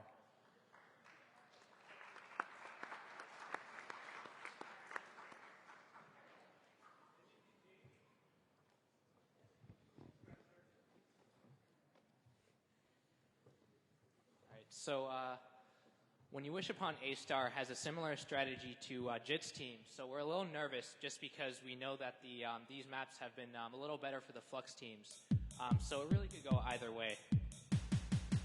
Yeah, as you said, these maps might give us hope, but we've played a lot of matches against them, and in the past week, I don't think we've won a single one. This map isn't too bad because, as we said earlier, the terrain's pretty flat, so we can chase Archons. The only thing that might give us a rough time is the Void, which really stops us from finishing them off, which we really count on. So you can see he made a channeler, and our soldiers don't actually get near it. You saw how they started to surround it and let our cannons finish it off. Looks like he's gathering a lot of flux really fast, so this match could be very close. Like he could have us on Flux, or we could get some Archons right here. Looks like we got an Archon, but it might not be enough. We'll see. If we can push them off Flux deposits, it could be close. But they're nearing the Flux cap right now. Yeah, if we don't win really soon, we're dead.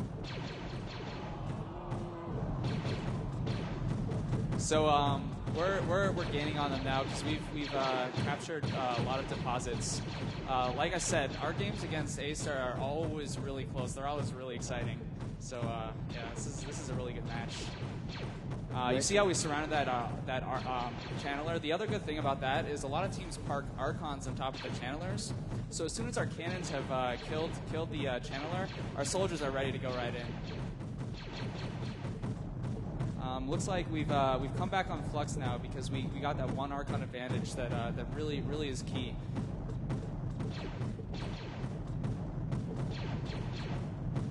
That was brilliant. I've never seen anything like that. Close one, guys.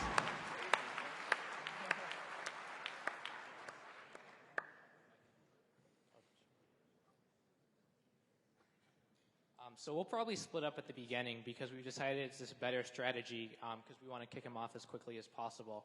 So hopefully our guys manage to figure that one out.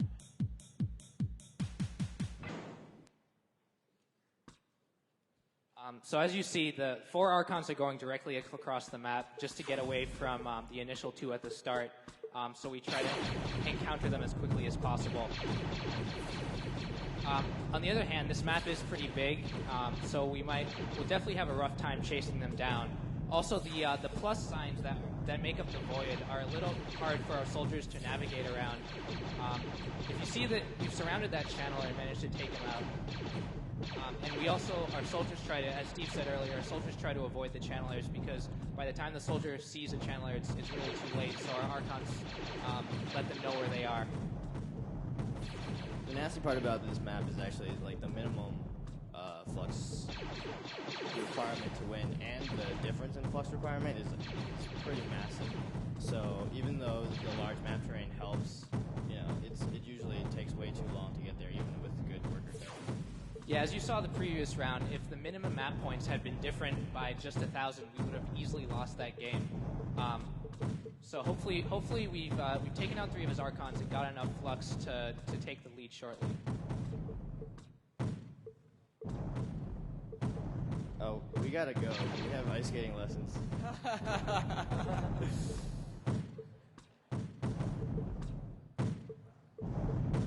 Yeah, this one looks like it's going to be in our favor because we're mining from 5 different deposits and they've got 2 at this point.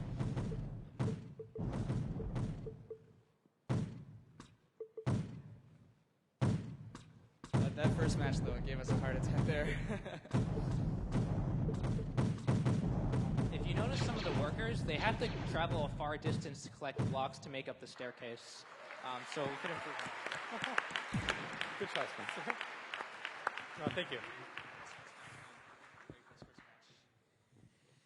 Great work, Gotta Go ice skating lessons, and great work to When You Wish Upon a Star as well. It was a fantastic first match, and a great second match as well. Next, we're going to head back to the winner's bracket, and we're going to see Jit in My Pants versus I, for one, welcome our new Team 207 Overlords.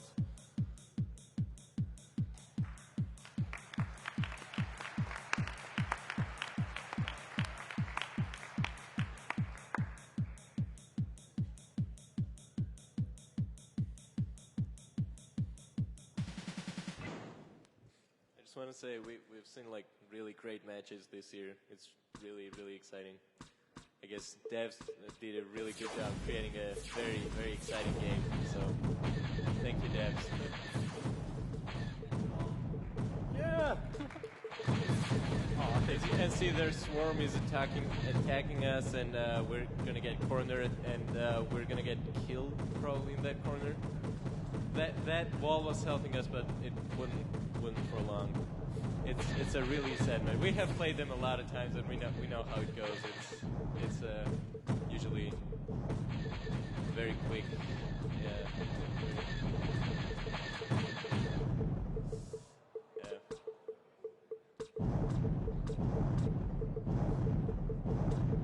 They were pretty resilient in a lot of matches. If their Archons managed to escape, they would usually come back and give me a lot of trouble, especially if I sat on too many flux deposits and they were outnumbering me then.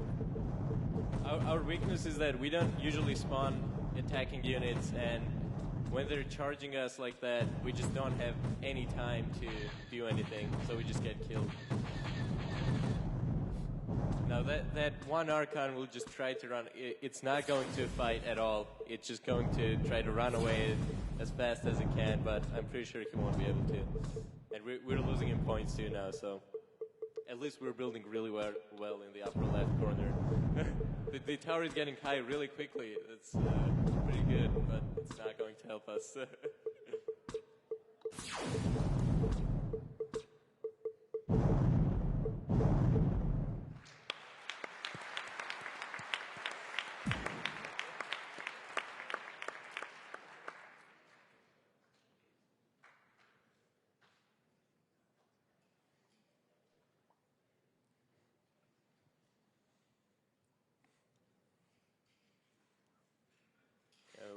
We don't really have hopes for the second match either.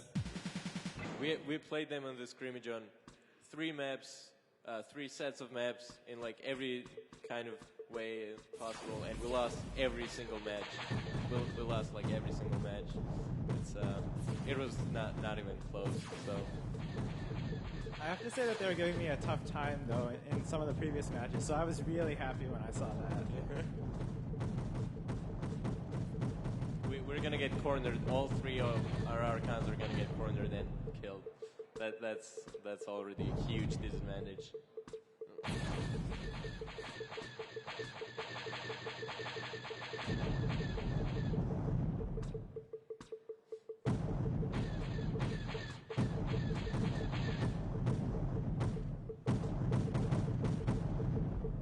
And there goes another one.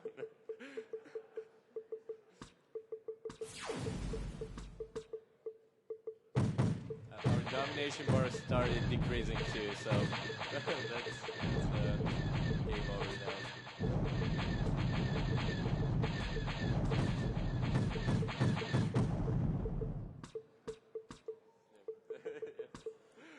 I think the scout blocking is helping me pretty significantly in killing Archons. I actually kept that code off the scrimmage server until an hour before the deadline because I didn't want people taking that idea. After I saw their scouts surrounding Archons, I thought it was like a really amazing idea, just really, really good. It wasn't even really my idea even. I was talking to Albertini a few days after the competition started. He's like, it's going to be hard to kill Archons this year, but if you block them with scouts, that could work.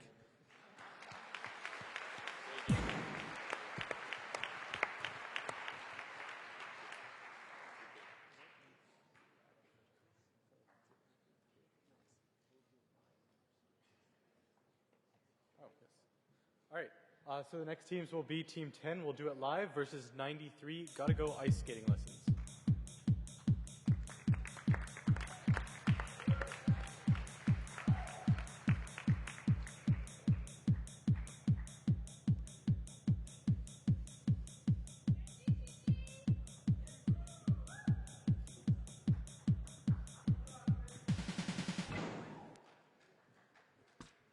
Fun fact, they scrimmed us right before submission on every map as Team A and B, and we didn't accept, and they took the scrim server down.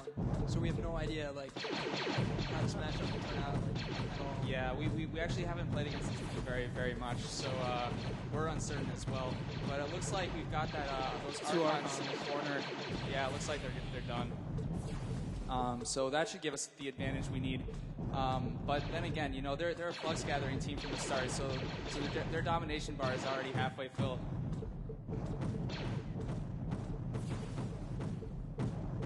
Yeah, so we managed to take a majority of the deposits, and considering we also have a majority of Archons, and there's a lot of rounds left, we should have this one. We also happen to be pretty lucky on this map because there wasn't a lot of void, and the terrain was easy for soldiers to go across. Soldiers are faster than Archons, so they can catch them and manage to take them out. One thing that Team 207 had to do, because he used cannons, is block with scouts, but we don't have that problem because we have soldiers. On the other hand, scouts can fly, so they're better at blocking over rough terrain.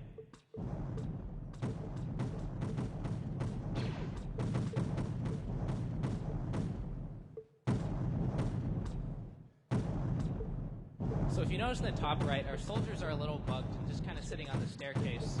I think that's because they have a really high movement delay. Yeah, there they come off. We also like to defend our flux deposits with cannons just because in these sort of situations you can't really get easily pushed back off. Although it really gives us a disadvantage when trying to catch up when we're far behind.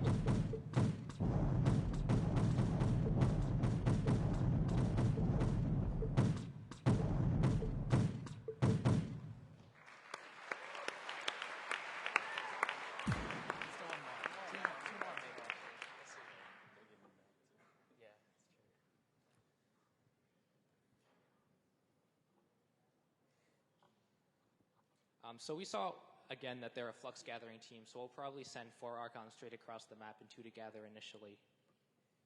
We put that change in the last minute after someone recommended that we use Archon memory. Good idea. It's actually Joel's idea.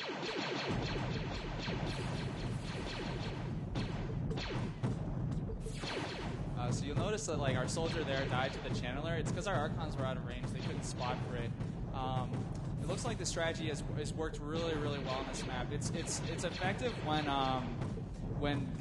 we can determine where the enemy is based on the off-map terrain. There was an earlier map that was tough for us because while we started in a corner, we couldn't see the bottom side. So we thought we were on a side.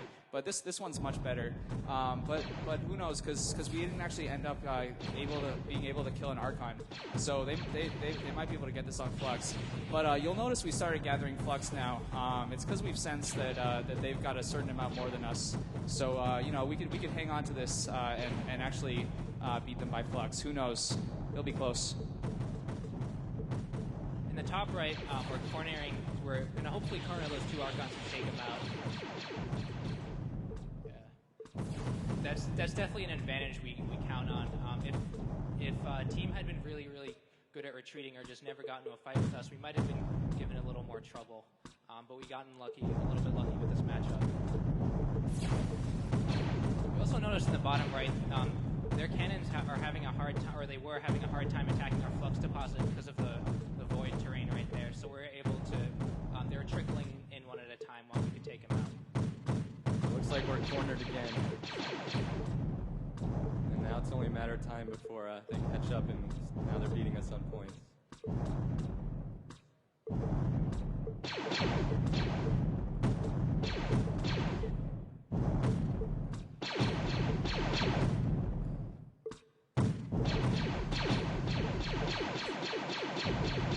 So as you see, the soldiers are pretty good at chasing. Another thing we did when we were chasing Archons is we tried to move ahead of them with the soldiers.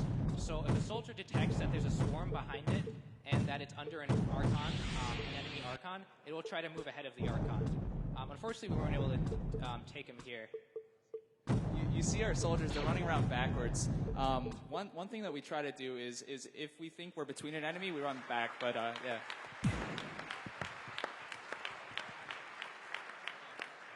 You guys can stay on stage.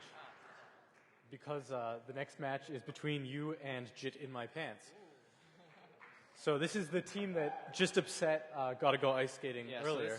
So this for sure will be a really good match, and it'll be pretty close. So normally we would have played on the same maps that they just played on, but that would have had an overlap, which with the map that they lost to on Jit in my pants. So we decided to forgo that and use a different map instead, so we don't have to watch that game again. So this map shouldn't be too bad because it's pretty flat. But then again, we haven't seen that they're a Flux team yet because this is only the first game. So we haven't used our anti-Flux strategy. And instead we're traveling in a pack. Yeah, I can see they're coming for revenge now. you can see in their soldiers' eyes. They're all really angry.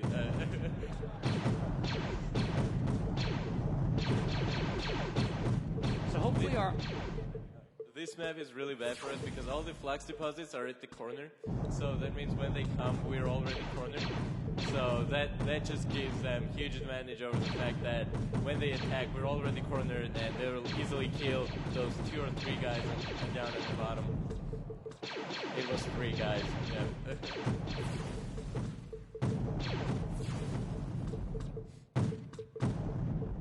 You notice in the top right, even though we had soldiers, we had 3 soldiers to his 1 cannon. They got killed because of the terrain. That's one of the challenges we face a lot is really tough terrain when fighting soldiers against cannons. Looks like we got that one on the top left though, just because we had overwhelming force. At least we're still building pretty good. Yeah, their towers are definitely higher than ours. Because we emphasize more military units, whereas they're more focused on the build. Unfortunate fact about building high is that when they come and take your tower, it's really depressing because they just keep mining on your flux deposits that you spend so much time building, and then they outflux you because it's definitely a disadvantage of building pretty high. One thing that we did is if we're ever kicked off a flux deposit, we try to tear it down as quickly as possible to a low height. It's kind of hard when the flux deposit is really high though.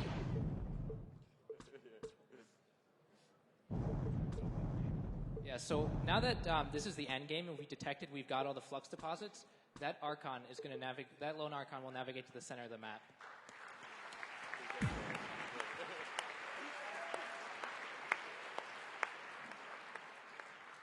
So I'm pretty sure we've identified them as a flux team. So depending on what the next map is, it will either help us or hurt us to go straight across the map to attack them. As I said, their soldiers are really, really aggressive now. They remember their last game, even though it's not possible technically, but they still remember it. Okay, so we're blue in the top left, and as you see, we're going straight across the map. It's hopefully, yeah. Now we've spotted them, and we're going to start chasing after them. We use a swarm targeting system where we try to keep all our units going to the same point. So whichever unit spots the furthest enemy away from it, they'll set the swarm target as that position, so that the entire swarm will go to that point.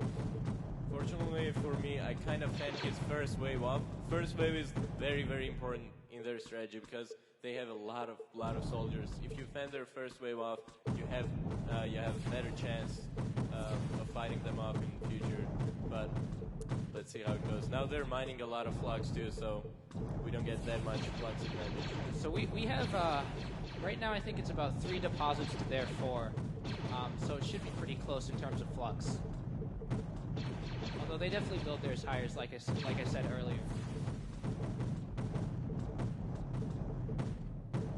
We're also just, if you notice, in the middle of the map, just going back and forth over flux deposits. Their cannon code's pretty good as well as ours, so we're able to kick each other off quite frequently. So it's really a back and forth on this map.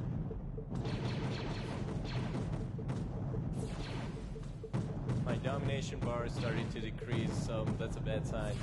Well, it stopped right now, but it means we're getting same production now. So. One thing you'll notice is it's really hard to kick people off flux.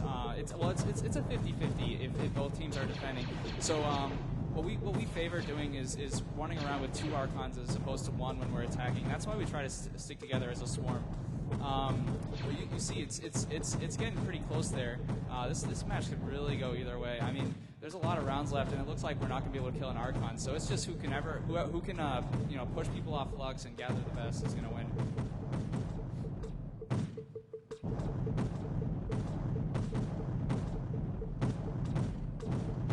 So we managed to take the lead on Flux, but as Steve said just now, really they could easily take it back, especially because they build their staircases a lot higher. One nice thing on our part is that we got lucky because the guy in the top right and the higher one on the left, they're both not really being disturbed by their cannons. So we really have 2 flux deposits that we can mine without any problems being attacked. They've got a huge lead now, so that's going to be really hard to overcome in 2,000 rounds. Things are not looking very good for us right now, but so we have hope. The Archon on the bottom has started mining a mined-out flux deposit. As you see, the flux deposit is black, which means there's no more flux. However, he's realized it's taken too long to increase the height, so he's decided to give up on the flux deposit and move on.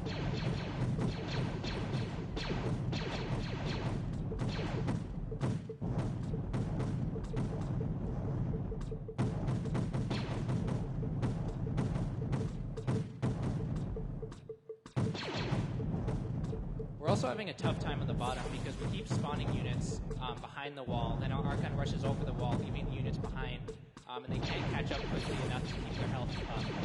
So if you see, we're going to attack here, and then the units are going to get stuck behind the wall and die, so we're not going to be able to push them off the flux deposits.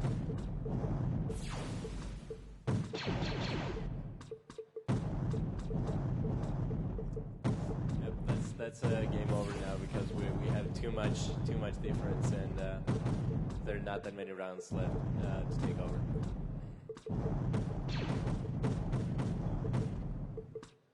Great game though. It's a good game, guys. Yeah, no, there's definitely these sort of things can go either way. You were unlucky. The next team we're going to be facing, Team 207, we're definitely the most worried about, and you had the bad luck of facing them at first.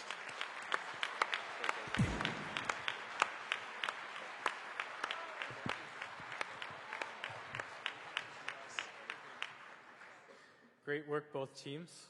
So now Gotta Go Ice Skating License gets to remain on the stage for yet another match. And they will be playing Team 207.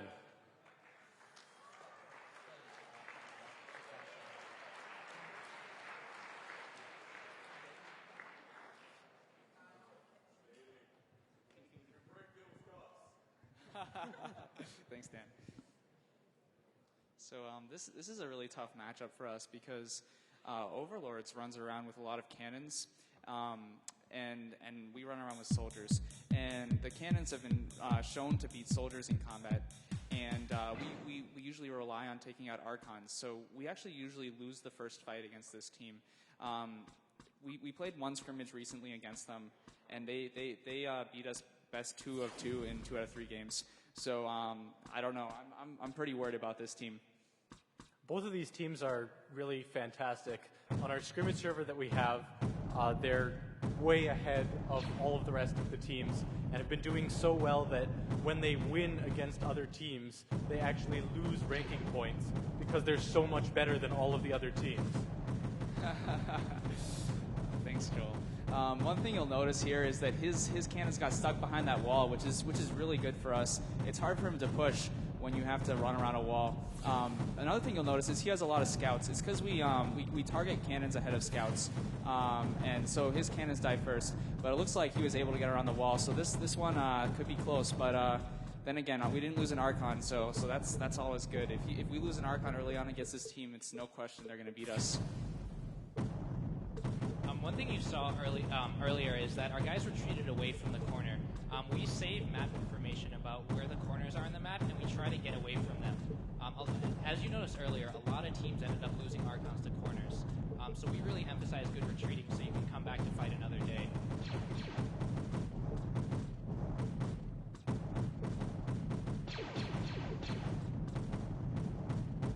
When I pushed them back, they did a pretty good job of holding the ground with the cannons, and I lost a lot. And that led to them coming back against me. As you see right now, it's 5 against 4 Archons, and we're really not able to push him that far, and he keeps fighting back. He also has a Flux lead, which is, and my guess is these two forces will end up fighting pretty much until the end of the game. So it really is going to come down to either who can corner an Archon or who can get more Flux. And right now he definitely has that lead. The voids are definitely helping me right now. I'm getting pushed back, but they can't kill me because I get over the void and then I get to regroup. Yeah, with cannon versus cannon battles, whoever's on the defense has a bit of advantage because they can attack and then move back right away. And especially if the other team is trying to go over voids while chasing. The thing about retreating though is if you don't retreat far enough away, it's hard to build up an army before you have to fight. Our guys, we upped. Well, after playing this team, we upped our retreat distance so that we could reform an army. And you saw at the top there at the beginning, we didn't die because of it. Whereas, like when we played them on the scrimmage server, we would have died with our retreat constant lower. So right now we're getting more Flux. However, we're going to probably lose that battle at the bottom just because we have 3 Archons to his 4. So he's just able to pump out when it really comes, because our cannon code is about equal. I'd actually say his is actually a bunch better.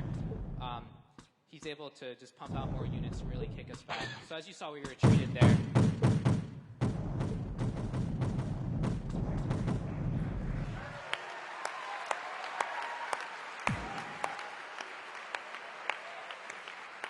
So we managed to take the first game there, but we're going to have to beat him again here, and then we're going to have to play another set of 3 if we want to beat him, because we've already had 1 loss.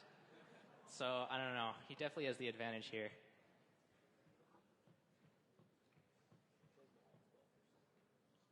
Talk about things. Yeah, we've been up here a lot, so we've really been able to give you a good overview of our code, and we kind of run out of things to talk about. Yeah, that's I guess one advantage to losing early on. You get to play more games, although kind of a disadvantage. But we get to be up here talking.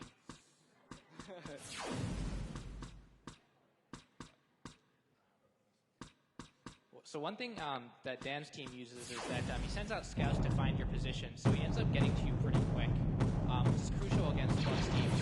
We didn't do that against teams like Jet, so we ended up having a much harder time of tracking down the Flux teams, whereas he was much better at kicking them off their Flux deposits before they were able to mine a lot.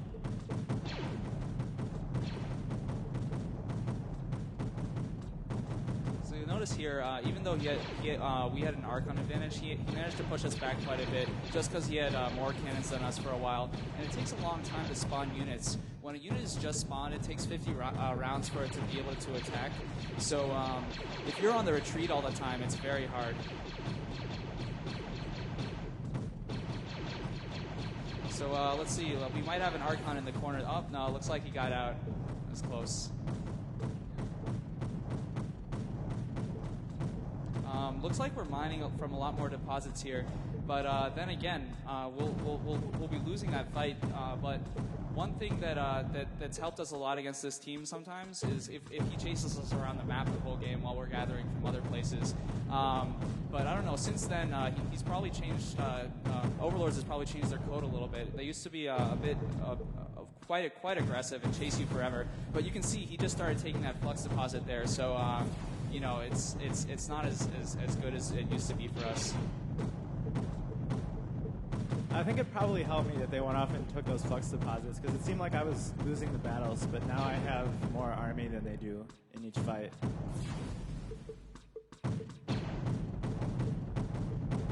So as you see, right now he has 3 flux deposits to R2, and then he's just kicked us off our second one. So we're really going to be, even though we're leading in flux, we're going to lose that advantage shortly. It's kind of unfortunate for me that the scout blocking hasn't been able to get any of their Archons yet.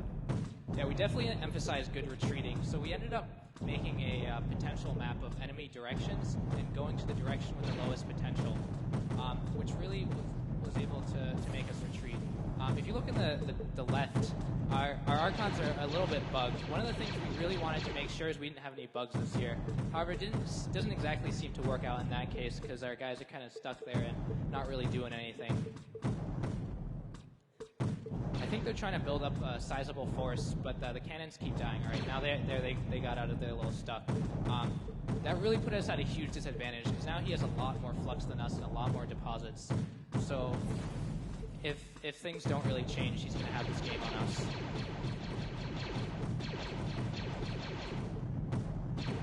Yeah, you saw how we got stuck there. One safety measure, one fallback that we have is our guys get restless. So after a bunch of rounds of sitting there, they'll move to a new location just in case it's like a terrain that's messing us up.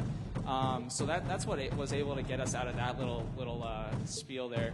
But you know, it really set us back because that was like 4 or 5 Archons out of the game for quite a bit. Yeah, I think Dan pretty much has this because if you look at the flux count and the round count, there's no real way for us to come back at this point.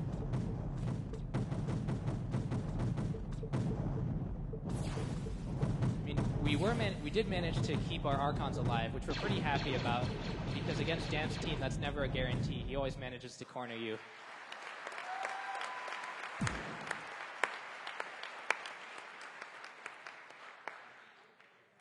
So if Team 207 wins this next match, they win the tournament. No pressure, guys. All right, we'll try to make our guys work a little better this time. All right.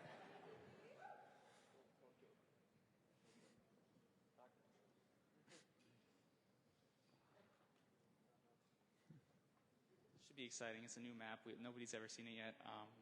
They have a history of putting food maps in the tournament, but I don't know. No guarantees. 2 years ago, it was a wedding cake, and last year it was a pizza, right? Oh, pepperoni pizza. Oh, all right, well, not exactly a food map, but should be interesting. Those you can see those walls. Those might be pretty tough for us, and for overlords if they try to navigate around with their cannons. They're pretty deadly to have a wall like that because they'll just get caught trying to go forward and won't be able to get around. So as you see, even though we ran around with soldiers, he managed to beat us in the initial battle. So cannons really were more powerful than soldiers. I don't think we'll end up losing any Archons, but still, losing that fight and continuing to lose these sort of fights definitely doesn't win us the game. I think my cannons are a little bit too aggressive, though, and that's why they end up losing the battle once Skates gets cannons. So he has a pretty big flux advantage right now. But if we manage to win more of these battles and get more flux deposits, we might be able to take this game. But I'd give it at less than a 50-50.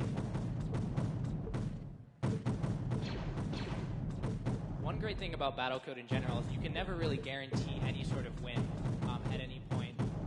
Just because the game is so complex and each robot is doing its own thing, and there are just any number of random little things that can change the outcome of the game. So it really depends on making your code really robust and able to overcome setbacks like the time on the previous map where we got stuck on the side for a long time. All right, so we managed to take out 3 Archons, which was really, really lucky for us. So we might be able to take this game.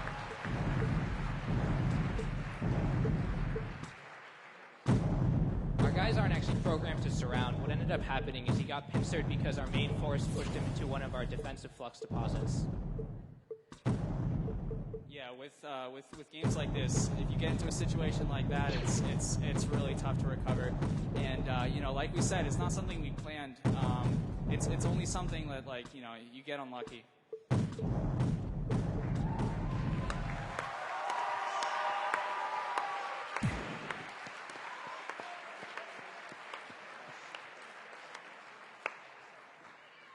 Great work, Gotta Go Ice Skating Lesson. So what happens now is both teams have 1 loss, so we have to have one final set of maps to determine the champions for Battlecode this year. I know in the past we've dealt with this by using some sort of cake. Instead, see, it's not really a piece of cake to make a pretty cake. So this map will slightly emphasize cake, if you can see it at the very beginning. Excellent. It says lie on the side as well. I actually don't know who's going to be the favored team on this map.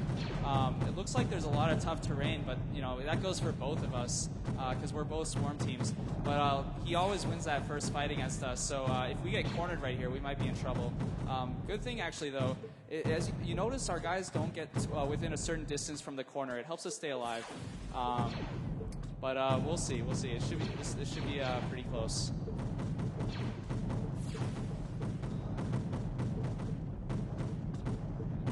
This map is also very small, which I think gives his team a bit of an advantage just because he ends up winning a lot of the fights. If you notice the previous 2 times, we managed to get lucky with a pincer, and then we ended up beating him on a flux because it was a bigger map, whereas this map is a little smaller. So if he wins the majority of fights, he might be able to take this.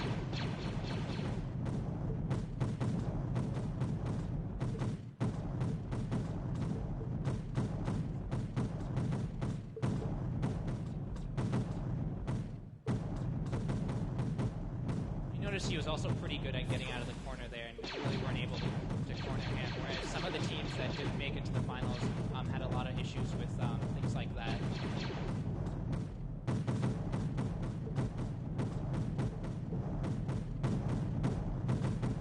This is a good situation if we manage to maintain the status quo here, because we have 3 deflux deposits to his 1, and the fight is about pretty much at a stalemate. So if we can keep that up for another 800 rounds, we might be able to take this.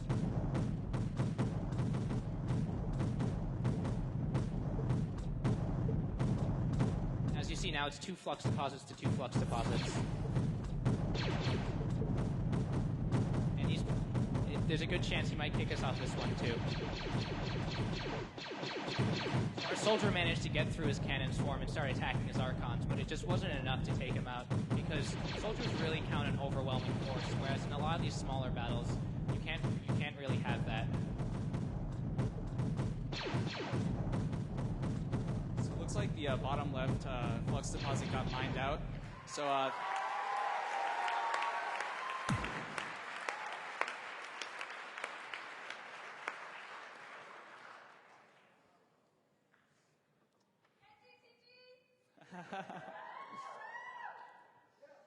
Yeah, Team 207. Woo! All right.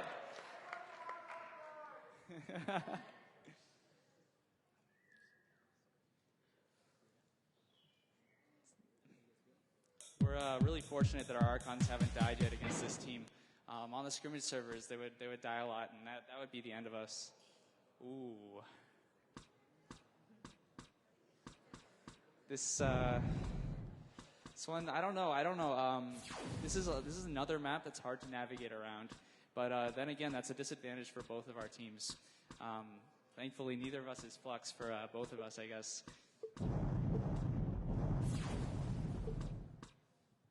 He's probably going to get an early lead on flux because he's taken some of the flux deposits. We don't turn on that switch until we've either won or lost the first fight because we want to stick together so we can have as many forces in that fight as possible. Right now, so our soldiers are stuck behind that little corner, and his cannons are able to take them out very easily. It's one of the features that in terrain that you can never really say who's it's going to be an advantage for.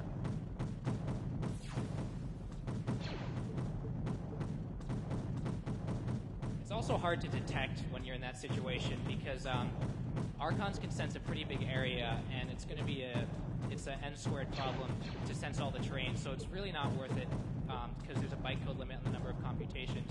So what pretty much every team ends up doing is just throwing their forces at the guy and hope the terrain isn't too bad.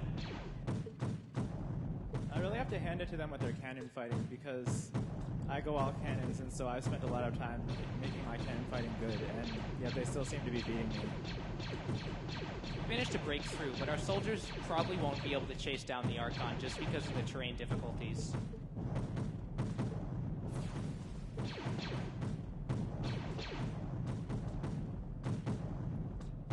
Again, as you can see, it's really hard to push past that void.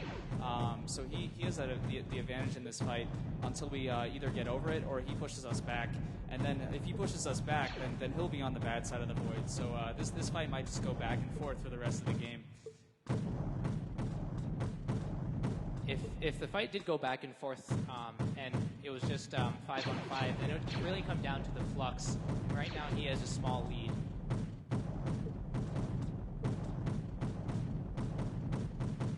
He additionally has another Archon on that flux deposit, although it doesn't look like he's taking it. I don't really mind flux deposits if there's enemies in the area, so they dry out pretty quickly. We're a little trapped behind our wall, so we're going to have a hard time pushing them back. We'll probably get pushed back a bunch, and then when he gets trapped around the wall, we'll manage to hold our ground.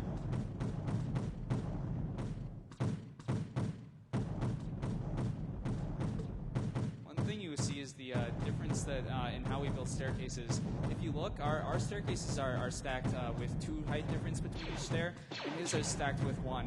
When you stack them with 1, it favors maps that have a lot of blocks nearby because your workers can find them and they're easily ready to stack. But when you stack them with 2, it favors less blocks because you don't need quite as many blocks to build the tower as high. So that might be one advantage we have in this map. But it looks like he has quite a large block field down in the southeast. One other thing, both our teams have been pretty fortunate not to lose an Archon. When you're fighting diagonally, as we are we're from the bottom left and they're in the top right.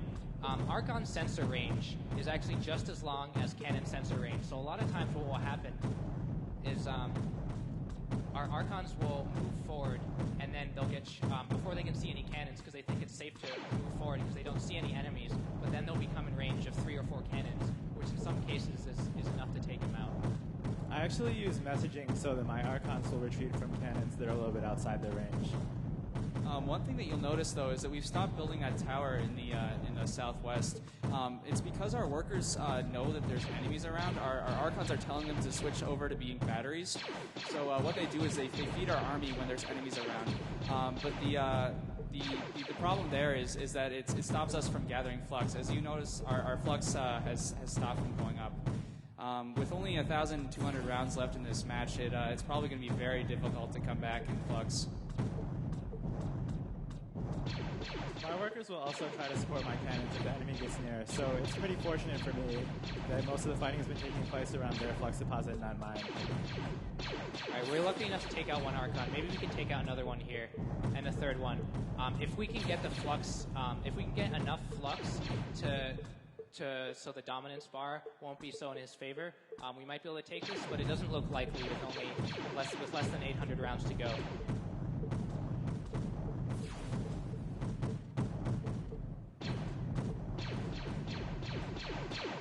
So even though we managed to take out pretty much 3 of his Archons and maybe a 4th one here, we're still probably going to lose this on flux.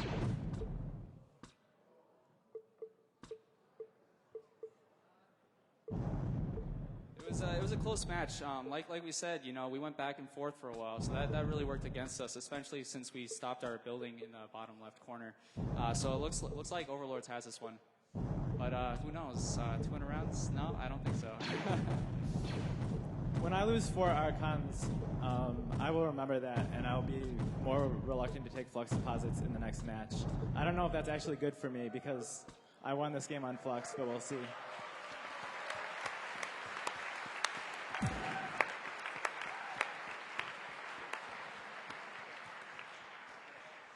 This is it, guys. Yes. The deciding match here. This is a very close tournament. So I guess since Google is a sponsor, I should ask both teams: are you feeling lucky? Well, this year there's a lot of luck involved with the maps, with the terrain, and it's really tough. We hope to get lucky in this next one, but then again, it could work against us. I guess since Blizzard's a sponsor, I should ask: are you both ready to roll out? I think we're pretty good on that. Good. Although cannons are not siege tanks. All right, that's true. I don't have any more quips. I guess this match is pretty intense, so it's taken a while to load. So you guys should get a good show.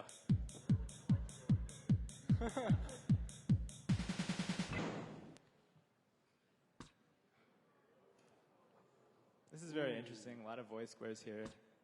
Could be make the fighting go back and forth a lot.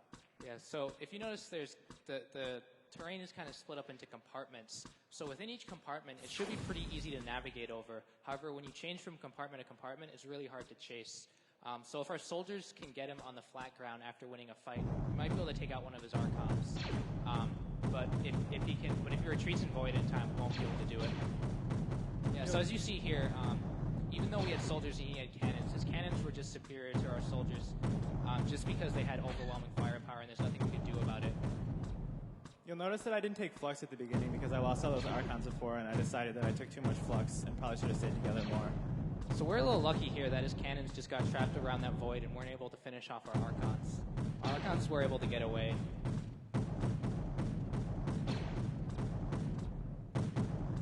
See, we have a 9-point flux advantage. So who knows? Maybe that will make the difference. Especially with like this back and forth. It could just be come down to 9 points. It could be actually, because as long as my Archons are fighting theirs, they're not really going to look for the flux deposits. And that's the same with us.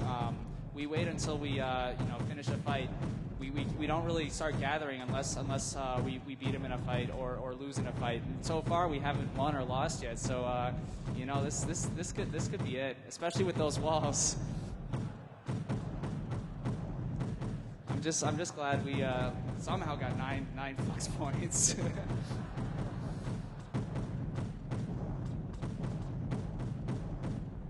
All right, looks like Archons are fighting diagonally now, which is really dangerous, cannon versus cannon.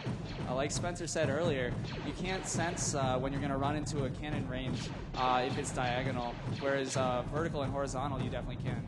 So it's really tough. One thing we do is if we see a cannon in the past few hundred rounds, we'll make sure our Archons are above a certain flux level before they run in.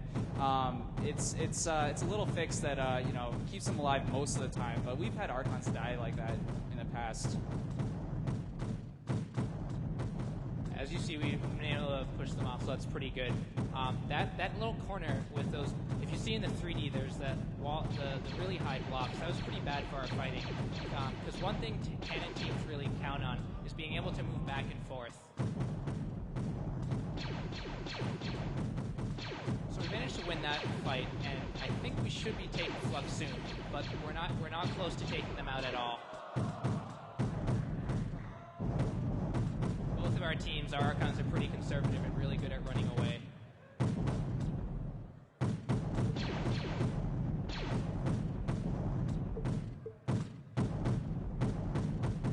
So the same thing that happened last time might happen here again, because our workers are really close to the enemy. If our Archon on the flux deposit spots that there are enemies right nearby, they'll start being batteries. It looks like they mined out the middle flux though, and weren't able to build it as high just because of the blocks. You see how they're stacked? It's really hard to get those blocks, and that might be the advantage we need. But if you look at this fight here, he's definitely beating us. If he just got an Archon, if he takes that flux deposit, it could be the end of the game.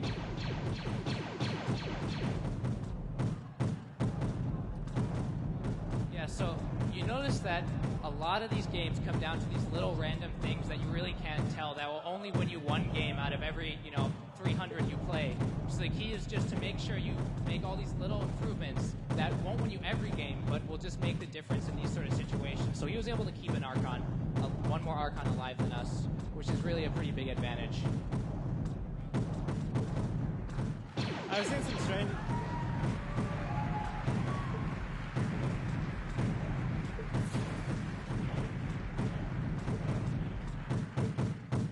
I've seen some strange things happen in this tournament, but I think it's a little bit too late for me now.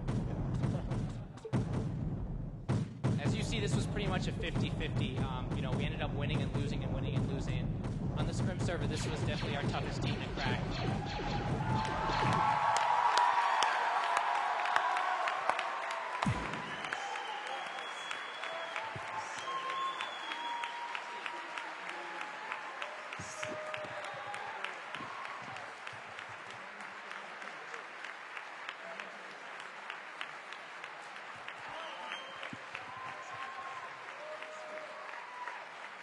almost like winning the Super Bowl, but not quite.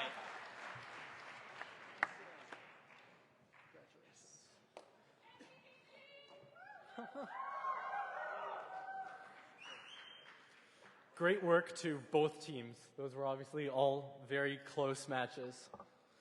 So now we get to another fun part of the evening, and that is giving out prizes. So to start off, we're going to not play pump-up music. We're going to have Jaime from D. Shaw come up and give an award that he judged.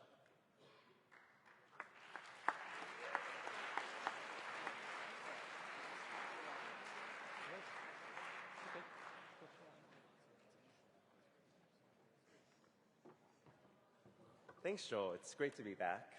I competed in Battlecode many years, and now I'm here representing D. Shaw. We're a global investment and technology development firm based in New York and with offices all around the world. We're here looking for really bright computer scientists and mathematicians to help us develop quantitative strategies that we use along with computational methods to determine forecasts in various types of markets. I think a lot of the skills that you learn here at MIT are directly applicable, and I think personally a lot of the things I did from 046 to Battlecode to some of the classes that are no longer offered, sadly, or happily if you didn't like 001 or 170 for all you upperclassmen, have been directly applicable to the work I've done at D. Shaw. So I think if you enjoy this type of work you've done at MIT and Battlecode, you'd definitely enjoy working at D. Shaw, and you should come talk to us after the tournament. Tonight we're giving out 2 awards. The first award relates to one of the more interesting aspects to this year's game. In addition to Archons being able to fly, can't quite figure that out, you have to move blocks around the map, and you have to stack them in order to be able to mine any decent amount of flux. So we created a custom map filled with an excessive number of blocks and played all the teams and tried to see who would build the tallest tower out of the blocks.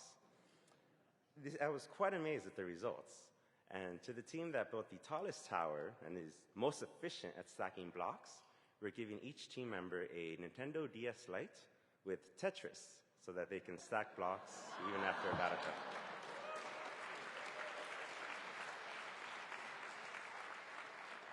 So the award for tallest tower at a very impressive 24 blocks was team 25, Hey Guys. Congratulations.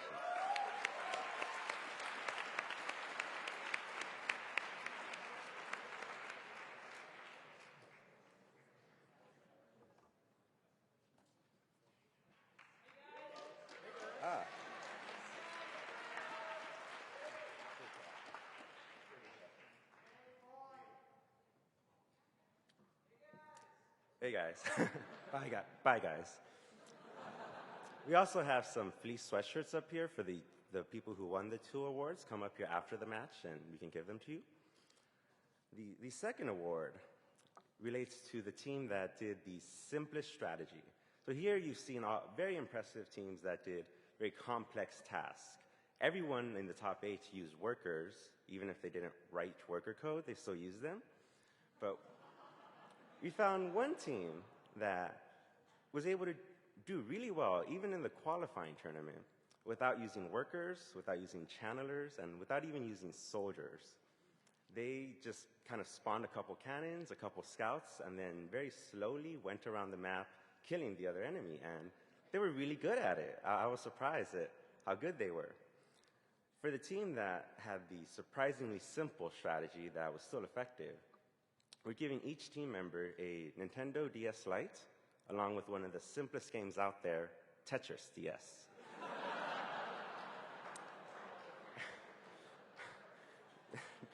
The award goes to Team 66 Robocroft. Congratulations.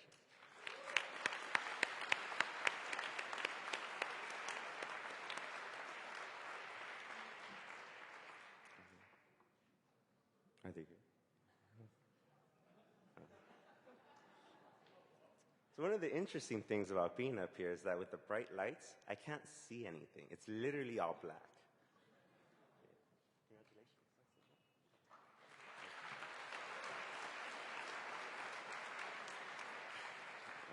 I want to say that the tournament this year was really exciting. They seem to always be nail-biting, but this year in particular, I was absolutely surprised.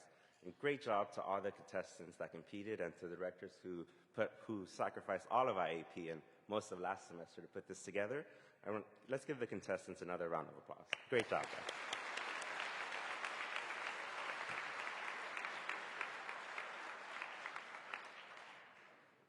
Next up, we'll have the CTO of DRW, Lyle Hayhurst, will give out an award that he judged himself.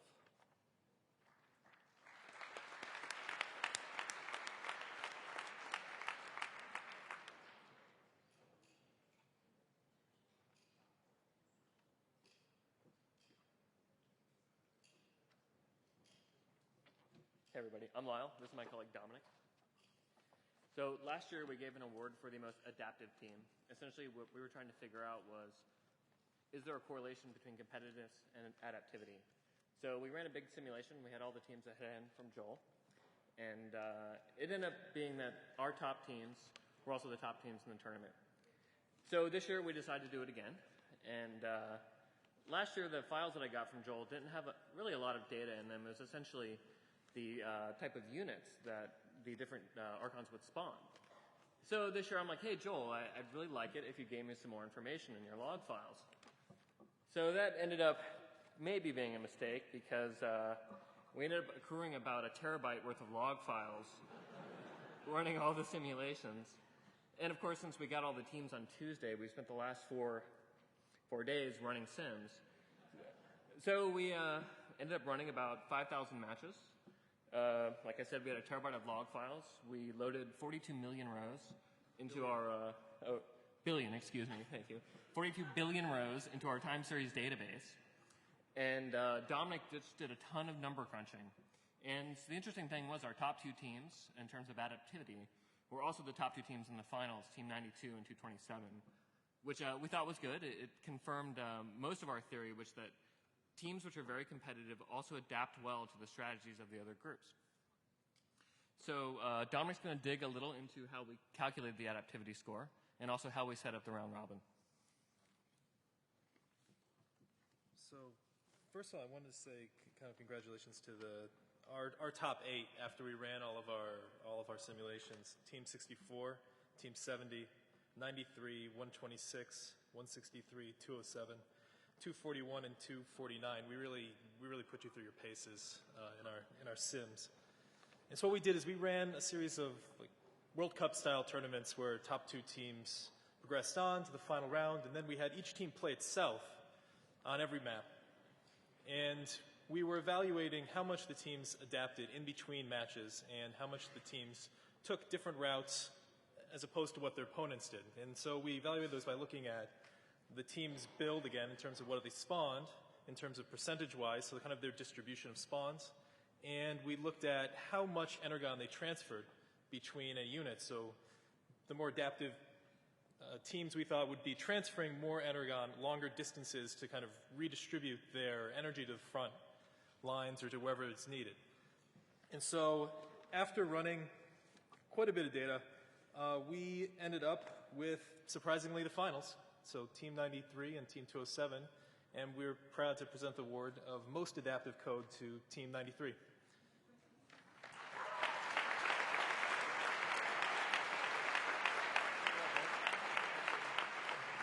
So guys, here's $1,000 in gift certificates. Please don't kill each other for them. There you go. Be careful. Yeah. Thank you very much. Thanks a lot. You're welcome. Thank you. Okay. Yeah, guys. So I just want to say thank you to Joel. He's been very patient with my 1 a.m. emails, asking questions about the build. Additionally, just a couple words about DRW. One, Adrian, if you could raise your hand. You want to talk to us further? She's sitting over there. The company itself, we were founded in 1992. We're a proprietary trading firm. We have offices in Chicago, New York, London, as well as co-location facilities across Europe, Asia, and the United States. From a strategy perspective, we're very different from hedge funds and big banks. We tend to do a lot of trading off of volume and volatility. We don't carry a lot of positions intraday, or excuse me, day to day, which means that the sort of things that have happened in the financial market last year haven't affected us that much. In fact, last year was one of our best years on record, and we think that this year is going to be excellent as well. So if you want to talk to us, by all means, talk to Adrian or myself. I'd love to talk to you. Thank you.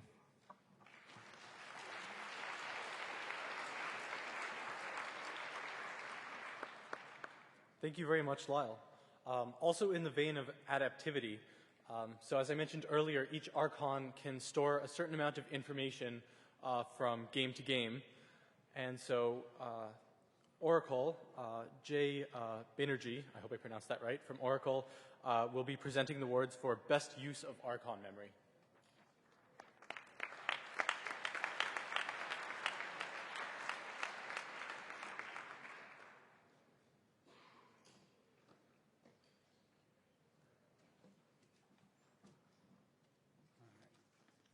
This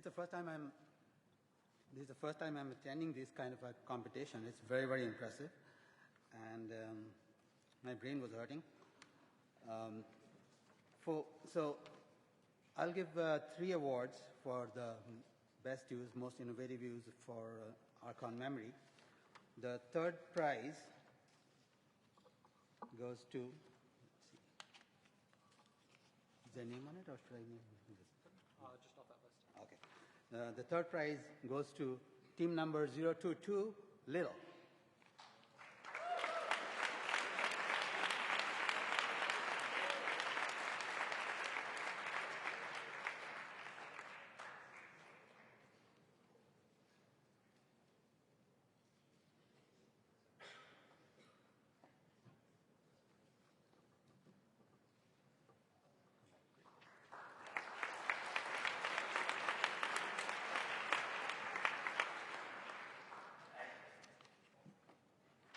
The second prize goes to number 241, Positron 7.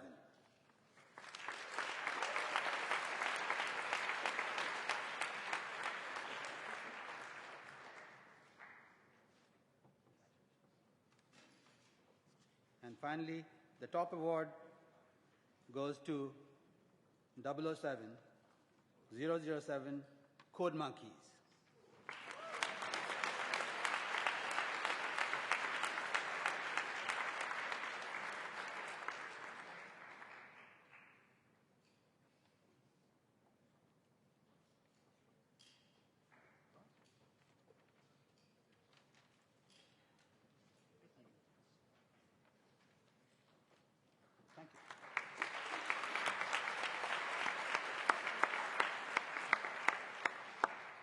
Thank you very much. Next we have Ken Barr from VMware will present the Most Ruthlessly Efficient Killers Award.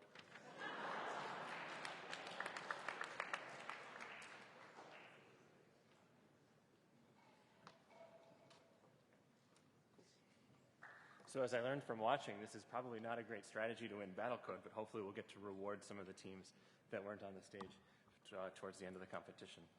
My name is Ken Barr. I'm an MIT grad, and I work just down the street at VMware as a performance engineer. And I'm going to talk to you just a little bit about VMware in case you don't know, and then we'll explain how we did the awards. So it's pretty exciting to work at VMware. The VM in our name stands for virtual machines, and virtual means we've decoupled the operating system from the hardware, which gives you all sorts of possibilities in computing that you didn't have before.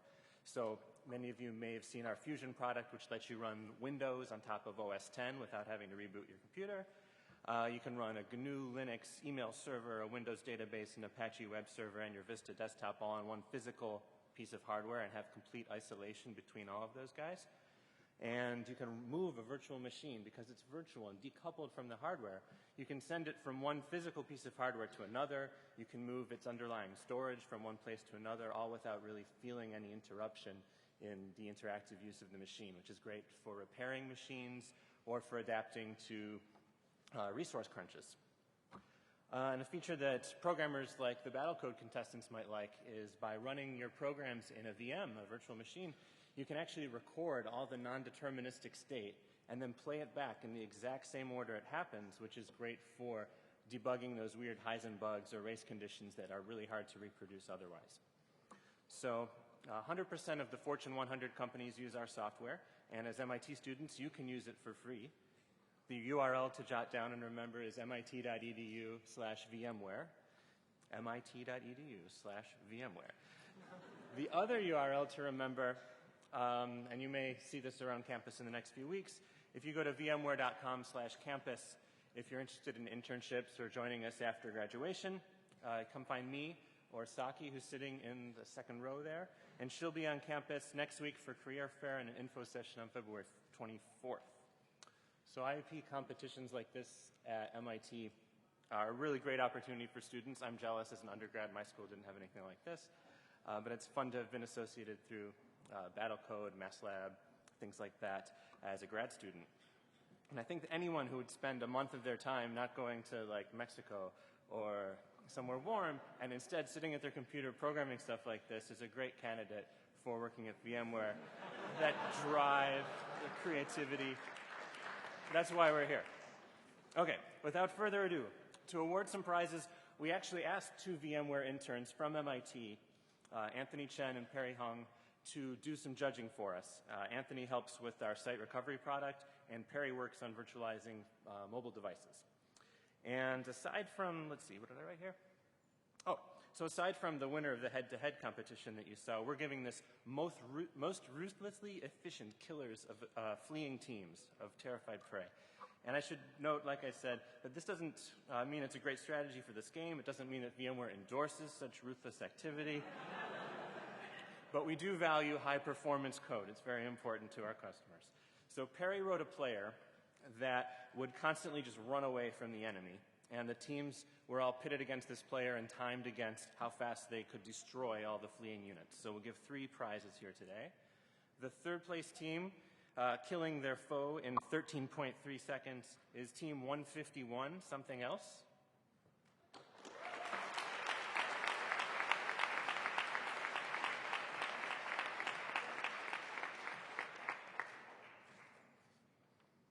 While they're coming up, the second place team is just behind, or just ahead, I mean, in just 13 seconds, team 29, Irrational Game Theorists.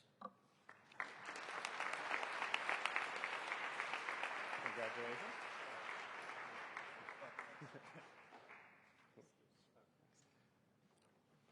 Team 29. And our first place winner in 10.7 seconds, team 126, Castle in the Sky.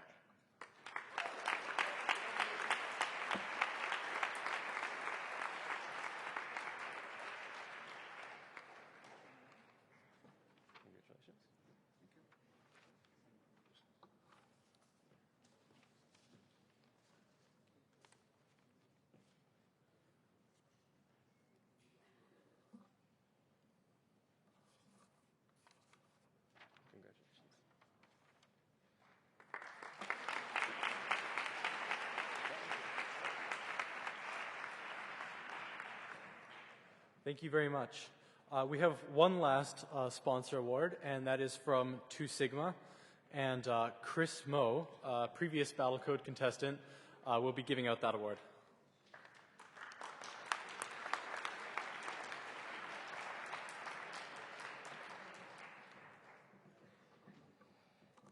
Thanks, Joel. And I'd like to congratulate every single one of you here. You all have done a great job. We have been very, very impressed with everyone here, especially the finalists. Congratulations to all of you. And congrats to the devs as well for doing an excellent job.